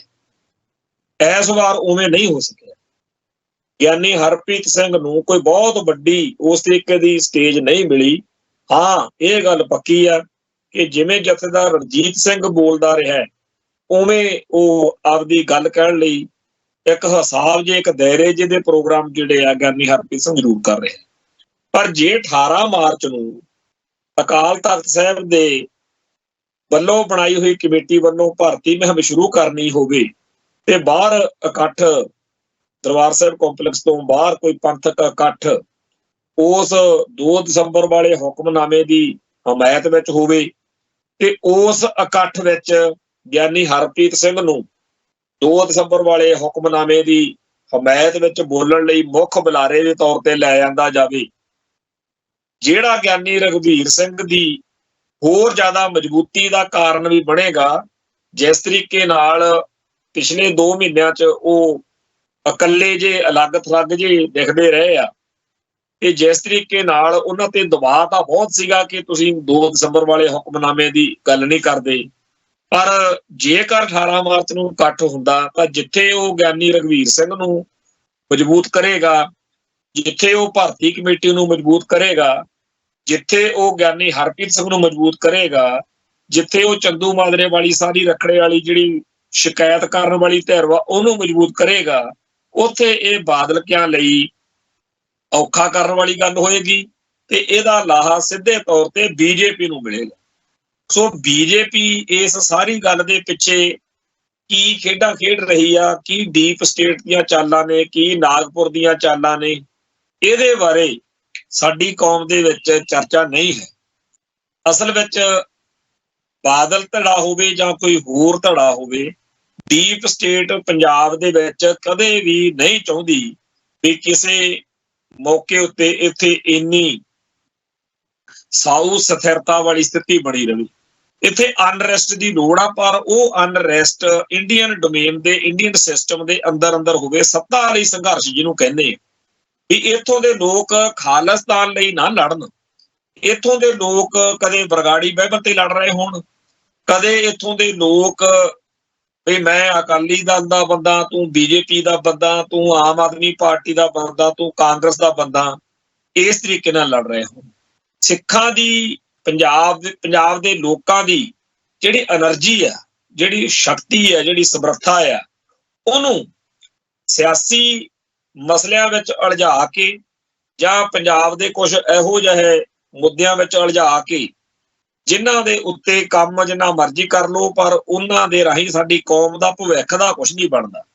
ਜਿਵੇਂ ਜੇਲ੍ਹਾਂ 'ਚ ਨਜ਼ਰਬੰਦ ਸਿੰਘਾਂ ਦਾ ਮਾਮਲਾ, ਜੇਲ੍ਹਾਂ 'ਚ ਨਜ਼ਰਬੰਦ ਸਿੰਘਾਂ ਨੂੰ 1 ਸਕਿੰਟ ਵਿੱਚ ਛੱਡਿਆ ਜਾ ਸਕਦਾ। ਸਾਨੂੰ ਚੇਤੇ ਆ ਵੀ ਜਦੋਂ 300 ਸਾਲਾ ਮਨਾਇਆ ਗਿਆ 1999 ਵਿੱਚ, ਉਸ ਮੌਕੇ ਵੀ ਅਸੀਂ ਦਲ ਖਾਲਸਾ ਵੱਲੋਂ ਵੀ ਉੱਥੇ ਗੱਲ ਕੀਤੀ ਸੀ। 4 ਅਪ੍ਰੈਲ 1999 ਨੂੰ ਮਟਕਾ ਚੌਂਕ ਵਿੱਚ ਇੱਕ ਪ੍ਰੋਗਰਾਮ ਹੋਇਆ ਜਿਸ 'ਚ ਜੇਲ੍ਹਾਂ 'ਚ ਨਜ਼ਰਬੰਦ ਸੰਘਰਸ਼ੀਲ ਪਰਿਵਾਰਾਂ ਦੇ ਘੱਟੋ ਘੱਟ 2000 ਤੋਂ ਉੱਪਰ ਮੈਂਬਰ ਪਹੁੰਚੇ ਸੀ ਪਰਿਵਾਰਾਂ ਦੇ। ਤੋ ਇਹ ਗੱਲ ਅੱਜ ਨਹੀਂ ਚੱਲੀ, 1999 ਤੋਂ ਗੱਲ ਚੱਲਦੀ ਆ ਰਹੀ ਆ। ਤੇ ਜੇਕਰ ਅਕਾਲੀ ਭਾਜਪਾ ਗੱਠਜੋੜ ਮੌਕੇ ਇਹ ਕੰਮ ਹੋਣਾ ਹੁੰਦਾ ਤਾਂ ਹੋ ਜਾਂਦਾ, ਪਰ ਨਹੀਂ ਕੀਤਾ। ਇਸ ਗੱਲ ਨੂੰ ਇਉਂ ਰੱਖਿਆ ਹੋਇਆ ਵੀ ਇਹ ਸਿੱਖਾਂ ਦਾ ਜ਼ੋਰ ਲਵਾਈ ਚੱਲੋ। ਕਿੱਡੇ ਕਿੱਡੇ ਸੰਘਰਸ਼, ਕਦੇ ਭਾਈ ਗੁਰਬਖਸ਼ ਸਿੰਘ ਨੂੰ ਲੜਨਾ ਪਿਆ, ਕਦੇ ਬਾਬਾ ਸੂਰਤ ਸਿੰਘ ਵਾਲਾ, ਤੇ ਨਾ ਅੱਜ ਬਾਬਾ ਸੂਰਤ ਸਿੰਘ ਰਿਹਾ ਤੇ ਨਾ ਅੱਜ ਭਾਈ ਗੁਰਬਖਸ਼ ਸਿੰਘ ਰਿਹਾ। ਪਰ ਸੰਘਰਸ਼ ਦਾ ਉਹ ਮੁੱਦਾ ਜਿਹੜਾ ਤੇ ਨਜ਼ਰਬੰਦ ਸਿੰਘਾਂ ਦਾ ਮੁੱਦਾ ਅੱਜ ਵੀ ਉਵੇਂ ਹੀ ਆ, ਅੱਜ ਵੀ ਸਿੰਘ ਅੰਦਰ। ਇਵੇਂ ਹੀ ਕਦੇ ਭਾਖੜਾ ਬਿਆਸ ਮੈਨੇਜਮੈਂਟ ਬੋਰਡ ਦੀ ਸਰਦਾਰੀ ਖੂਨ ਦਾ, ਚਾਹੇ ਕੋਈ ਹੋਰ ਆ, ਜਿਵੇਂ ਹੁਣ ਇੱਕ ਨਵਾਂ ਚੱਲ ਪਿਆ ਜਿਹਦੀ ਆਪਾਂ ਪਰਸੋਂ ਗੱਲ ਕੱਲ ਕੀਤੀ ਹੈ ਕਿ ਜੀ ਦਰਬਾਰ ਸਾਹਿਬ ਦੇ ਵਿੱਚੋਂ ਕੀਰਤਨ ਦੇ ਪ੍ਰਸਾਰਨ ਦਾ ਮਸਲਾ। ਸੋ ਇਹ ਸਾਰੇ ਮੁੱਦੇ ਇਸ ਕਰਕੇ ਕੌਮ ਦੀ ਝੋਲੀ 'ਚ ਪਾ ਕੇ ਰੱਖੇ ਜਾਂਦੇ ਨੇ ਵੀ ਤੁਸੀਂ ਇਹਨਾਂ ਮਸਲਿਆਂ 'ਚ ਉਲਝੇ ਰਹੋ, ਤਾਂ ਕਿ ਜੋ ਇੱਧਰੋਂ ਵਿਹਲੇ ਹੋ ਗਏ ਫਿਰ ਖਾਲਿਸਤਾਨ ਲਈ ਆ ਜਾਣਗੇ। ਹੁਣ ਜਦੋਂ ਵੀ ਕੋਈ ਸਿੱਖ ਕਹਿੰਦਾ ਕਿ ਆਪਾਂ ਨੂੰ ਖਾਲਿਸਤਾਨ ਲਈ ਲੜਨਾ ਚਾਹੀਦਾ, ਲੋਕ ਕਹਿੰਦੇ ਆ ਯਾਰ ਤੁਹਾਨੂੰ ਖਾਲਿਸਤਾਨ ਦੀ ਪਈ ਆ, ਆਪਣਾ ਤਾਂ ਆਹ ਮੁੱਦਾ ਰਹਿੰਦਾ, ਆਹ ਮੁੱਦਾ ਰਹਿੰਦਾ, ਇਹ ਤਾਂ ਆਪਾਂ ਹੱਲ ਕਰ ਲਈਏ। ਤੇ ਜਿਹੜਾ ਇੱਕ ਪੰਥਕ ਸੋਚ ਵਾਲਾ ਉਹ ਕਹਿੰਦਾ ਹੈਗਾ ਕਿ ਇਹ ਸਾਰੇ ਮਸਲੇ ਹੱਲ ਹੋ ਜਾਣਗੇ ਜੇ ਕਿਤੇ ਖਾਲਿਸਤਾਨ ਬਣ ਜੇ। ਜਿਵੇਂ ਅੱਜ 2-3 ਇਹੋ ਜਿਹੀਆਂ ਵੀਡੀਓਜ਼ ਆਈਆਂ ਨੇ ਜਿਹਦੇ ਵਿੱਚ ਗੈਰ ਪੰਜਾਬੀ ਜਿਹੜੇ ਲੋਕ ਪੰਜਾਬ 'ਚ ਆਏ ਹੋਏ ਨੇ ਉਹਨਾਂ ਨੇ ਪਿੰਡ ਦੀ ਇੱਕ ਕਿਸੇ ਦੀ ਧੀ ਭੈਣ ਨੂੰ ਛੇੜਿਆ ਤੇ ਸਾਰੇ ਪਿੰਡ ਦੇ ਲੋਕ ਇਕੱਠੇ ਹੋ ਕੇ ਉਹਨਾਂ ਤੋਂ ਮਾਫੀ ਮੰਗਾ ਰਹੇ ਆ ਤੇ ਉਹਨਾਂ ਨੂੰ ਪਿੰਡੋਂ ਕੱਢਣ ਦਾ ਫਰਮਾਨ ਕਰ ਰਹੇ ਨੇ। ਇਵੇਂ ਹੀ ਇੱਕ ਹੋਰ ਆ ਜਿਹਦੇ ਵਿੱਚ ਪ੍ਰਵਾਸੀ ਮਜ਼ਦੂਰਾਂ ਦੇ ਵਿੱਚੋਂ ਕਿਸੇ ਨੇ ਅੰਮ੍ਰਿਤ ਛਕਿਆ ਹੋਇਆ ਤੇ ਦੋਨੇ ਮੀਆਂ ਬੀਬੀ ਬਹੁਤ ਹੀ ਜ਼ਿਆਦਾ ਅਸਭਿਅਕ ਤਰੀਕੇ ਦੀਆਂ ਜਿਹੜੀਆਂ ਵੀਡੀਓਜ਼ ਨੇ ਉਹ ਸੋਸ਼ਲ ਮੀਡੀਆ ਤੇ ਪਾਉਂਦੇ ਆ। ਗੁਰੂ ਦੇ ਸਿੰਘਾਂ ਨੇ ਇਕੱਠੇ ਹੋ ਕੇ ਉਹਨਾਂ ਨਾਲ ਗੱਲਬਾਤ ਕੀਤੀ। ਉਹ ਕਹਿੰਦੇ ਜੀ ਆਹ ਚੱਕੋ ਆਪਦੇ ਦਾਤਰੇ ਕਿਰਪਾਨਾਂ, ਪਰ ਅਸੀਂ ਜਿਹੜਾ ਹੈਗਾ ਇਹ ਚੀਜ਼ ਨਹੀਂ ਛੱਡ ਸਕਦੇ। ਜਿਵੇਂ ਇੱਕ ਪ੍ਰਭਲੀਨ ਕੌਰ ਨਾਂ ਦੀ ਬੀਬੀ ਆ ਜਿਹੜੀ ਕੀਰਤਨ ਕਰਦੀ ਸੀ, ਉਹਨੇ ਪਿਛਲੇ ਦਿਨਾਂ ਦੇ ਵਿੱਚ ਉਹਦੇ ਬਲੌਗਾਂ ਤੋਂ ਜਾਂ ਉਹਦੇ ਕੁਝ ਹੋਰ ਗੱਲਾਂ ਤੋਂ ਸੰਗਤ ਵਿੱਚ ਚਰਚਾ ਛਿੜੀ। ਕਹਿਣਾ ਤਾਂ ਉਹਨੂੰ ਇਹ ਚਾਹੀਦਾ ਸੀ ਵੀ ਜਿਹੜੀਆਂ ਗੱਲਾਂ ਦਾ ਸਿੱਖ ਜਗਤ ਵਿੱਚ ਰੋਸ ਹੈ ਉਹਨਾਂ ਤੋਂ ਮੈਂ ਅੱਗੇ ਨੂੰ ਖਿਆਲ ਰੱਖਦੀ ਹਾਂ, ਕਿਉਂਕਿ ਕਿਸੇ ਵੀ ਬੰਦੇ ਤੋਂ ਗਲਤੀਆਂ ਹੋ ਸਕਦੀਆਂ। ਸੰਗਤ ਵੱਡੀ ਆ, ਕੋਈ ਵੀ ਗੱਲ ਜਿਹੜੇ ਪ੍ਰਚਾਰਕ ਨੇ ਜੇਕਰ ਉਹਨਾਂ ਤੇ ਸੰਗਤ ਦਾ ਇਤਰਾਜ਼ ਹੈ ਤਾਂ ਪ੍ਰਚਾਰਕ ਨੂੰ ਨਰਮਾਈ ਦੇ ਨਾਲ ਉਹ ਗੱਲ ਮੰਨਣੀ ਚਾਹੀਦੀ। ਪਰ ਅੱਜ ਦੇ ਯੁੱਗ ਦੇ ਵਿੱਚ ਜਿਹੜੇ ਨਵੇਂ ਬੱਚੇ ਬੱਚੀਆਂ ਨੇ ਇਹਨਾਂ 'ਚ ਉਸ ਤਰੀਕੇ ਦੀ ਨਹੀਂ ਕਈ ਵਾਰੀ ਗੱਲ ਹੁੰਦੀ ਜਿਵੇਂ ਕਿ ਪਹਿਲਾਂ ਹੁੰਦੀ ਸੀ। ਉਸ ਬੀਬੀ ਨੇ ਕਹਿਤਾ ਕਿ ਮੈਂ ਅੱਜ ਤੋਂ ਬਾਅਦ ਕੀਰਤਨ ਨਹੀਂ ਕਰੂੰਗੀ। ਕਹਿਣਾ ਉਹਨੂੰ ਇਹ ਚਾਹੀਦਾ ਸੀ ਕਿ ਮੈਂ ਅੱਜ ਤੋਂ ਬਾਅਦ ਬਲੌਗਾਂ ਕਰਕੇ ਰੌਲਾ ਪਿਆ, ਜੇ ਗਲਤ ਗੱਲਾਂ ਕਰਕੇ ਰੌਲਾ ਪਿਆ, ਮੈਂ ਉਹ ਬਲੌਗ ਨਹੀਂ ਬਣਾਉਂਗੀ, ਜਾਂ ਕੋਈ ਹੋਰ ਸੁਚੱਜਾ ਰਾਹ ਲੱਭਿਆ ਜਾਂਦਾ।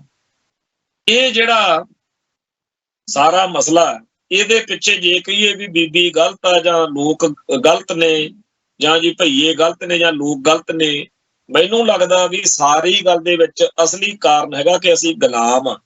ਜੇ ਸਾਡਾ ਆਪਦਾ ਰਾਜ ਭਾਗ ਹੋਵੇ ਤਾਂ ਦੂਜੀਆਂ ਕੌਮਾਂ ਦੇ ਜਿਹੜੇ ਲੋਕਾਂ ਨੇ ਅੰਮ੍ਰਿਤ ਛਕਿਆ ਹੋਵੇ ਉਹਨਾਂ ਨੂੰ ਆਪਦੇ ਧਰਮ 'ਚ ਜਾਣੀ ਕਿ ਸਿੱਖ ਧਰਮ 'ਚ ਪ੍ਰਪੱਕ ਹੋਣ ਦੇ ਲਈ ਇੱਕ ਸੁਚੱਜਾ ਮਾਹੌਲ ਮਿਲੇ, ਜਿਹੜਾ ਅੱਜ ਨਹੀਂ ਹੈ।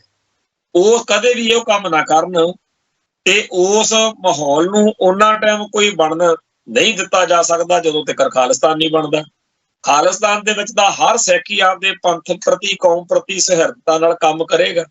ਉੱਥੇ ਕੋਈ ਵੀ ਬੰਦਾ ਗਲਤ ਗੱਲ ਕਰਨ ਲੱਗਿਆ 1000 ਵਾਰ ਸੋਚੇਗਾ ਕਿ ਇਹ ਸਿੱਖ ਮਰਿਆਦਾ ਦੇ ਅਨੁਕੂਲ ਨਹੀਂ ਹੈ। ਹੁਣ ਤਾਂ ਸਾਡੇ ਆਪਦੇ ਧਰਮ ਦੇ ਮਸਲੇ ਬੜੇ ਹੋਏ ਨੇ। ਜਿਹੜੀਆਂ ਗੜਬੜਾਂ ਦੀ ਚਰਚਾ ਬੀਬੀ ਪ੍ਰਭਲੀਨ ਕੌਰ ਦੇ ਕਰਕੇ ਛਿੜੀ, ਜਿਨ੍ਹਾਂ ਗੜਬੜਾਂ ਕਰਕੇ ਬੀਬੀ ਪ੍ਰਭਲੀਨ ਕੌਰ ਨੂੰ ਗੁੱਸੇ 'ਚ ਆ ਕੇ ਕਹਿਣਾ ਪੈ ਗਿਆ ਕਿ ਮੈਂ ਅੰਮ੍ਰਿਤ ਕੀਰਤਨ ਕਰਨਾ ਬੰਦ ਕਰਦੀ ਹਾਂ, ਤਾਂ ਉਹ ਗੜਬੜਾਂ ਤਾਂ ਨੇ ਕਿਉਂਕਿ ਬੀਬੀ ਦੀ ਕੌਮ ਗੁਲਾਮ। ਜੇਕਰ ਸਾਡੀ ਕੌਮ ਆਜ਼ਾਦ ਹੋਵੇ, ਆਪਦਾ ਘਰ ਹੋਵੇ, ਤਾਂ ਉਹ ਹਰਕਤਾਂ ਉਹਦੇ ਜੇਲ੍ਹ 'ਚ ਹੀ ਨਾ ਆਉਣ, ਕਿਉਂਕਿ ਉਹਨੂੰ ਇੱਕ ਪਤਾ ਹੁੰਦਾ ਵੀ ਮੇਰੀ ਕੌਮ ਦਾ ਮਸਲਾ ਕੀ ਹੈ, ਮੇਰੀ ਕੌਮ ਦਾ ਪ੍ਰਾਈਡ, ਮੇਰੀ ਕੌਮ ਦਾ ਮਰਿਆਦਾ, ਤੇ ਅਸੀਂ ਉਹ 'ਚ ਪ੍ਰਪੱਕ ਹੋਈਏ। ਸੋ ਜਿਹੜੀਆਂ ਗੜਬੜਾਂ ਦੀ ਗੱਲ ਆਪਾਂ ਰੋਜ਼ ਕਰਦੇ ਹਾਂ ਕਿ ਸਾਡੀ ਕੌਮ ਦੇ ਵਿੱਚ, ਸਾਡੇ ਪ੍ਰਚਾਰਕਾਂ 'ਚ, ਸਾਡੀ ਲੀਡਰਸ਼ਿਪ 'ਚ, ਸਾਡੇ ਸਾਰੇ ਸਮਾਜ ਵਿੱਚ ਆਹ ਗੜਬੜਾਂ ਨੇ, ਉਹ ਗੜਬੜਾਂ ਇਸ ਕਰਕੇ ਨਹੀਂ ਆਈਆਂ ਹੋਈਆਂ ਕਿ ਸਿੱਖ ਜਿਹੜੇ ਆ ਉਹ ਚਾਹੁੰਦੇ ਆ ਜਾਂ ਕੋਈ ਲੀਡਰ ਚਾਹੁੰਦਾ ਜਾਂ ਕੋਈ ਧਾਰਮਿਕ ਬੰਦਾ ਚਾਹੁੰਦਾ ਪੁੱਠੇ ਕੰਮ ਕਰਨ। ਉਹ ਇਸ ਕਰਕੇ ਆ ਕਿਉਂਕਿ ਜਦੋਂ ਕੋਈ ਕੌਮ ਗੁਲਾਮ ਹੁੰਦੀ ਆ, ਹਾਕਮ ਕੌਮ ਉਹਨੂੰ ਅਲਝਾਈ ਰੱਖਣ ਦੇ ਲਈ ਇਹੋ ਜਿਹੇ 100 ਸਿਆਪੇ ਬੜੇ, ਲੱਗਦਾ ਨਹੀਂ ਹੁੰਦਾ ਬੰਦੇ ਨੂੰ ਕਿ ਮੈਂ ਇਹ ਕੁਛ ਆਪ, ਉਹਨੂੰ ਲੱਗਦਾ ਮੈਂ ਆਪ ਕਰਦਾ। ਕਈ ਬੰਦੇ ਨੇ ਸਾਡੇ ਜਦੋਂ ਕਹਿੰਦੇ ਆ ਕਿ ਜੀ ਤੁਸੀਂ ਕਹਿੰਦੇ ਹੋ ਕਿ ਨਸ਼ਾ ਇੰਡੀਅਨ ਸਟੇਟ ਦਾ, ਹਿੰਦੂਇਜ਼ਮ ਦਾ, ਹਿੰਦੂ ਤਵੀਆਂ ਦਾ ਏਜੰਡਾ, ਪਰ ਇਹ ਨਸ਼ਾ ਤਾਂ ਜੀ ਅਸੀਂ ਆਪ ਕਰਦੇ ਹਾਂ, ਆਪ ਜਾਂਦੇ ਹਾਂ, ਆਪ ਲੈ ਕੇ ਆਉਂਦੇ ਹਾਂ, ਆਪ ਉਸ ਨਸ਼ੇ ਦੀ ਵੱਧ ਡੋਜ਼ ਨਾਲ ਮਰਦੇ ਆ। ਤੇ ਸਾਨੂੰ ਕੋਈ ਦਿੱਲੀ ਤੋਂ ਆਇਆ ਬਾਹਮਣ ਪਾਣੀਆਂ ਤਾਂ ਸਿਰੰਜ ਫੜਾ ਕੇ ਨਹੀਂ ਜਾਂਦਾ ਚਿੱਟੇ ਦੀ ਜਾਂ ਕਾਲੇ ਦੀ। ਤਾਂ ਇਵੇਂ ਹੀ ਕਈ ਭਰਾ ਕਹਿੰਦੇ ਆ ਕਿ ਜਦੋਂ ਅਸੀਂ ਦੁਕਾਨਾਂ ਤੇ ਜਾ ਕੇ ਆਪ ਹਿੰਦੀ ਬੋਲਣ ਲੱਗ ਜਾਂਦੇ ਆ ਤਾਂ ਸਾਨੂੰ ਕੋਈ ਕਹਿੰਦਾ ਥੋੜੀ ਆ ਤੁਸੀਂ ਹਿੰਦੀ ਬੋਲੋ, ਅਸੀਂ ਆਪ ਇੰਜ ਕਰਦੇ ਹਾਂ। ਇਵੇਂ ਹੀ ਕੋਈ ਮੁੰਡਾ ਕਹਿੰਦਾ ਕਿ ਜੀ ਅਸੀਂ ਜੇ ਮੂੰਹ ਸਿਰ ਮੁੰਨਦੇ ਆ, ਜੇ ਅਸੀਂ ਪਤਤ ਹੁੰਨੇ ਆ ਜਾਂ ਅਸੀਂ ਕੋਈ ਹੋਰ ਗੁਰਮਤ ਵਿਰੋਧੀ ਗੱਲ ਕਰਦੇ ਆ ਤਾਂ ਅਸੀਂ ਕਰਦੇ ਆ, ਨਾ ਕਿ ਕੋਈ ਸਾਤੋਂ ਕਰਵਾਉਂਦਾ। ਪਰ ਸੱਚਾਈ ਇਹ ਆ ਕਿ ਇੱਕ ਹਾਕਮ ਕੌਮ ਕੋਲ ਬਹੁਤ ਵੱਡੇ ਰਿਸੋਰਸਿਸ ਹੁੰਦੇ ਨੇ, ਇੱਕ ਮਾਹੌਲ ਬਣਾਇਆ ਜਾਂਦਾ। ਉਸ ਮਾਹੌਲ ਦੇ ਵਿੱਚ ਫਸੇ ਹੋਏ ਬੰਦੇ ਨੂੰ ਲੱਗਦਾ ਤਾਂ ਇਹ ਹੁੰਦਾ ਕਿ ਮੈਂ ਸਭ ਕੁਝ ਆਪ ਕਰ ਰਿਹਾ, ਪਰ ਉਸ ਮਾਹੌਲ ਵਿੱਚ ਉਹ ਬੰਦਾ ਆਪ ਨਹੀਂ ਕਰ ਰਿਹਾ ਹੁੰਦਾ। ਉਹਦੇ ਅੰਦਰ ਇਹੋ ਜਿਹੇ ਖਿਆਲਾਤ ਪੈਦਾ ਕਰਕੇ ਉਹਨੂੰ ਸਹਿਜੇ ਸਹਿਜੇ ਹੌਲੀ ਹੌਲੀ ਉਹਦੇ ਅੰਦਰੋਂ ਉਹਦੀ ਕੌਮ ਵਾਲਾ ਸਾਰਾ ਖਾਰਜ ਕਰੀ ਜਾਣਾ ਤੇ ਦੂਜਾ ਭਰੀ ਜਾਣਾ। ਪਿਛਲੇ 100 ਸਾਲ ਦੇ ਇਸ ਸਫ਼ਰ ਦੇ ਵਿੱਚ ਜੋ ਅਸੀਂ ਇੰਡੀਅਨ ਸਿਸਟਮ ਦੇ ਵਿੱਚ ਕੱਢਿਆ, ਸਾਡੇ ਨਾਲ ਇਹੀ ਵਾਪਰਿਆ। ਤੇ ਜੇਕਰ ਕੌਮ ਜਿੰਨਾ ਟਾਈਮ ਵੱਧ ਗੁਲਾਮ ਰਹੂਗੀ, ਓਨਾ ਹੀ ਸਾਡਾ ਇਹ ਨੁਕਸਾਨ ਹੁੰਦਾ ਜਾਊਗਾ। ਸੋ ਜੇਕਰ ਕੌਮ ਆਜ਼ਾਦ ਹੋ ਜਾਵੇ ਤਾਂ ਸਾਡੀਆਂ 99% ਸਮੱਸਿਆਵਾਂ ਬੜੀ ਸਹਿਜ ਨਾਲ ਹੱਲ ਹੋ ਜਾਣਗੀਆਂ, ਜਿਨ੍ਹਾਂ ਤੇ ਅੱਜ ਸਾਡਾ ਜ਼ੋਰ ਜਿਹੜਾ ਹੈ ਉਹ ਬਹੁਤ ਜ਼ਿਆਦਾ ਲੱਗਦਾ। ਜਿਹੜੀ ਰਾਜਨੀਤਿਕ ਹਾਲਤ ਨੇ, ਤੁਸੀਂ ਦੇਖੋ ਬੀਜੇਪੀ ਵਾਲੇ ਕਹਿੰਦੇ ਆ ਕਿਸਾਨ ਸੰਘਰਸ਼ ਵਾਲੇ ਉਹ ਦਿੱਲੀ 'ਚ ਨਹੀਂ ਵੜਨਾ, ਆਮ ਆਦਮੀ ਪਾਰਟੀ ਵਾਲੇ ਕਹਿੰਦੇ ਆ ਕਿਸਾਨ ਸੰਘਰਸ਼ ਵਾਲੇ ਉਹ ਚੰਡੀਗੜ੍ਹ 'ਚ ਨਹੀਂ ਵੜਨਾ। ਕਹਿਣ ਨੂੰ ਦੇਖਣ ਨੂੰ ਬਹੁਤ ਸਾਰੇ ਲੋਕਾਂ ਨੂੰ ਲੱਗਦਾ ਵੀ ਬੀਜੇਪੀ ਤੇ ਜਿਹੜੇ ਆਪ ਵਾਲੇ ਨੇ ਇਹ ਤਾਂ ਇੱਕ ਦੂਜੇ ਦੇ ਖਿਲਾਫ ਨੇ, ਪਰ ਦੋਨਾਂ ਦੀ ਸੋਚ ਕਿਸਾਨ ਸੰਘਰਸ਼ ਬਾਰੇ ਇੱਕੋ ਹੈ। ਦੂਜੇ ਪਾਸੇ ਜਿਹੜਾ ਸਾਡੀ ਕੌਮ ਦਾ ਸੰਕਟ ਚੱਲ ਰਿਹਾ, ਜਿਹਦੇ ਤੇ ਆਪਾਂ ਪਹਿਲਾਂ ਚਰਚਾ ਕਰਦੇ ਸੀ, ਉਹਦੇ ਬਾਰੇ ਜੇ ਗੱਲ ਕਰੀਏ ਤਾਂ ਜਿਹੜਾ ਮਾਹੌਲ ਸਿਰਜਿਆ ਜਾ ਰਿਹਾ, ਜੇ ਇਵੇਂ ਚੱਲ ਪਿਆ, ਜੇ ਬਾਦਲ ਕੇ ਜਿਹੜੇ ਨੇ ਉਹਨਾਂ ਦੀ ਹਮਾਇਤ ਦੇ ਵਿੱਚ ਖੜਨ ਵਾਲੇ ਅਕਾਲ ਤਖਤ ਸਾਹਿਬ ਤੋਂ ਭਗੌੜੇ ਵੱਜਣਗੇ, ਤਾਂ ਯਕੀਨਨ ਅਕਾਲ ਤਖਤ ਸਾਹਿਬ ਵਾਲੀ ਧਿਰ ਜਿਹੜੀ ਉਹ ਮਜ਼ਬੂਤ ਹੋਵੇਗੀ। ਪਰ ਇਹ ਦੋਨੇ ਧਿਰਾਂ ਜਿੰਨੀਆਂ ਮਰਜ਼ੀ ਮਜ਼ਬੂਤ ਆਪੋ ਆਪਣੀ ਥਾਂ ਤੇ ਹੁੰਦੀਆਂ ਰਹਿਣਗੀਆਂ ਤਾਂ ਦੋਨੇ ਜਾਣੀਆਂ ਕਮਜ਼ੋਰ ਹੀ, ਤੇ ਇਹ ਤਾਂ ਉੱਥੇ ਕਿ ਚਲੇ ਜਾਣਾ ਇਹਨਾਂ ਦਾ ਕੰਮ ਜਿੱਥੇ ਕਿ ਬੀਜੇਪੀ ਫਿਰਦੀ। ਸੋ ਬੀਜੇਪੀ ਤੇ ਅਕਾਲੀ ਦਲ ਬਾਦਲ ਦੇ ਦੋਨੇ ਧੜੇ ਜਿਸ ਪਾਸੇ ਨੂੰ ਗੱਲ ਜਾ ਰਹੀ ਹੈ, ਉਹਦੇ ਵਿੱਚ ਇਹ ਦੇਖ ਰਿਹਾ ਹੈਗਾ ਕਿ ਆਉਣ ਵਾਲੇ ਦਿਨਾਂ ਦੇ ਵਿੱਚ ਇਹਨਾਂ ਧਿਰਾਂ ਦੀ ਸ਼ਕਤੀ ਹੈ ਜਿਹੜੀ ਹੋਰ ਜ਼ਿਆਦਾ ਘਟੇਗੀ।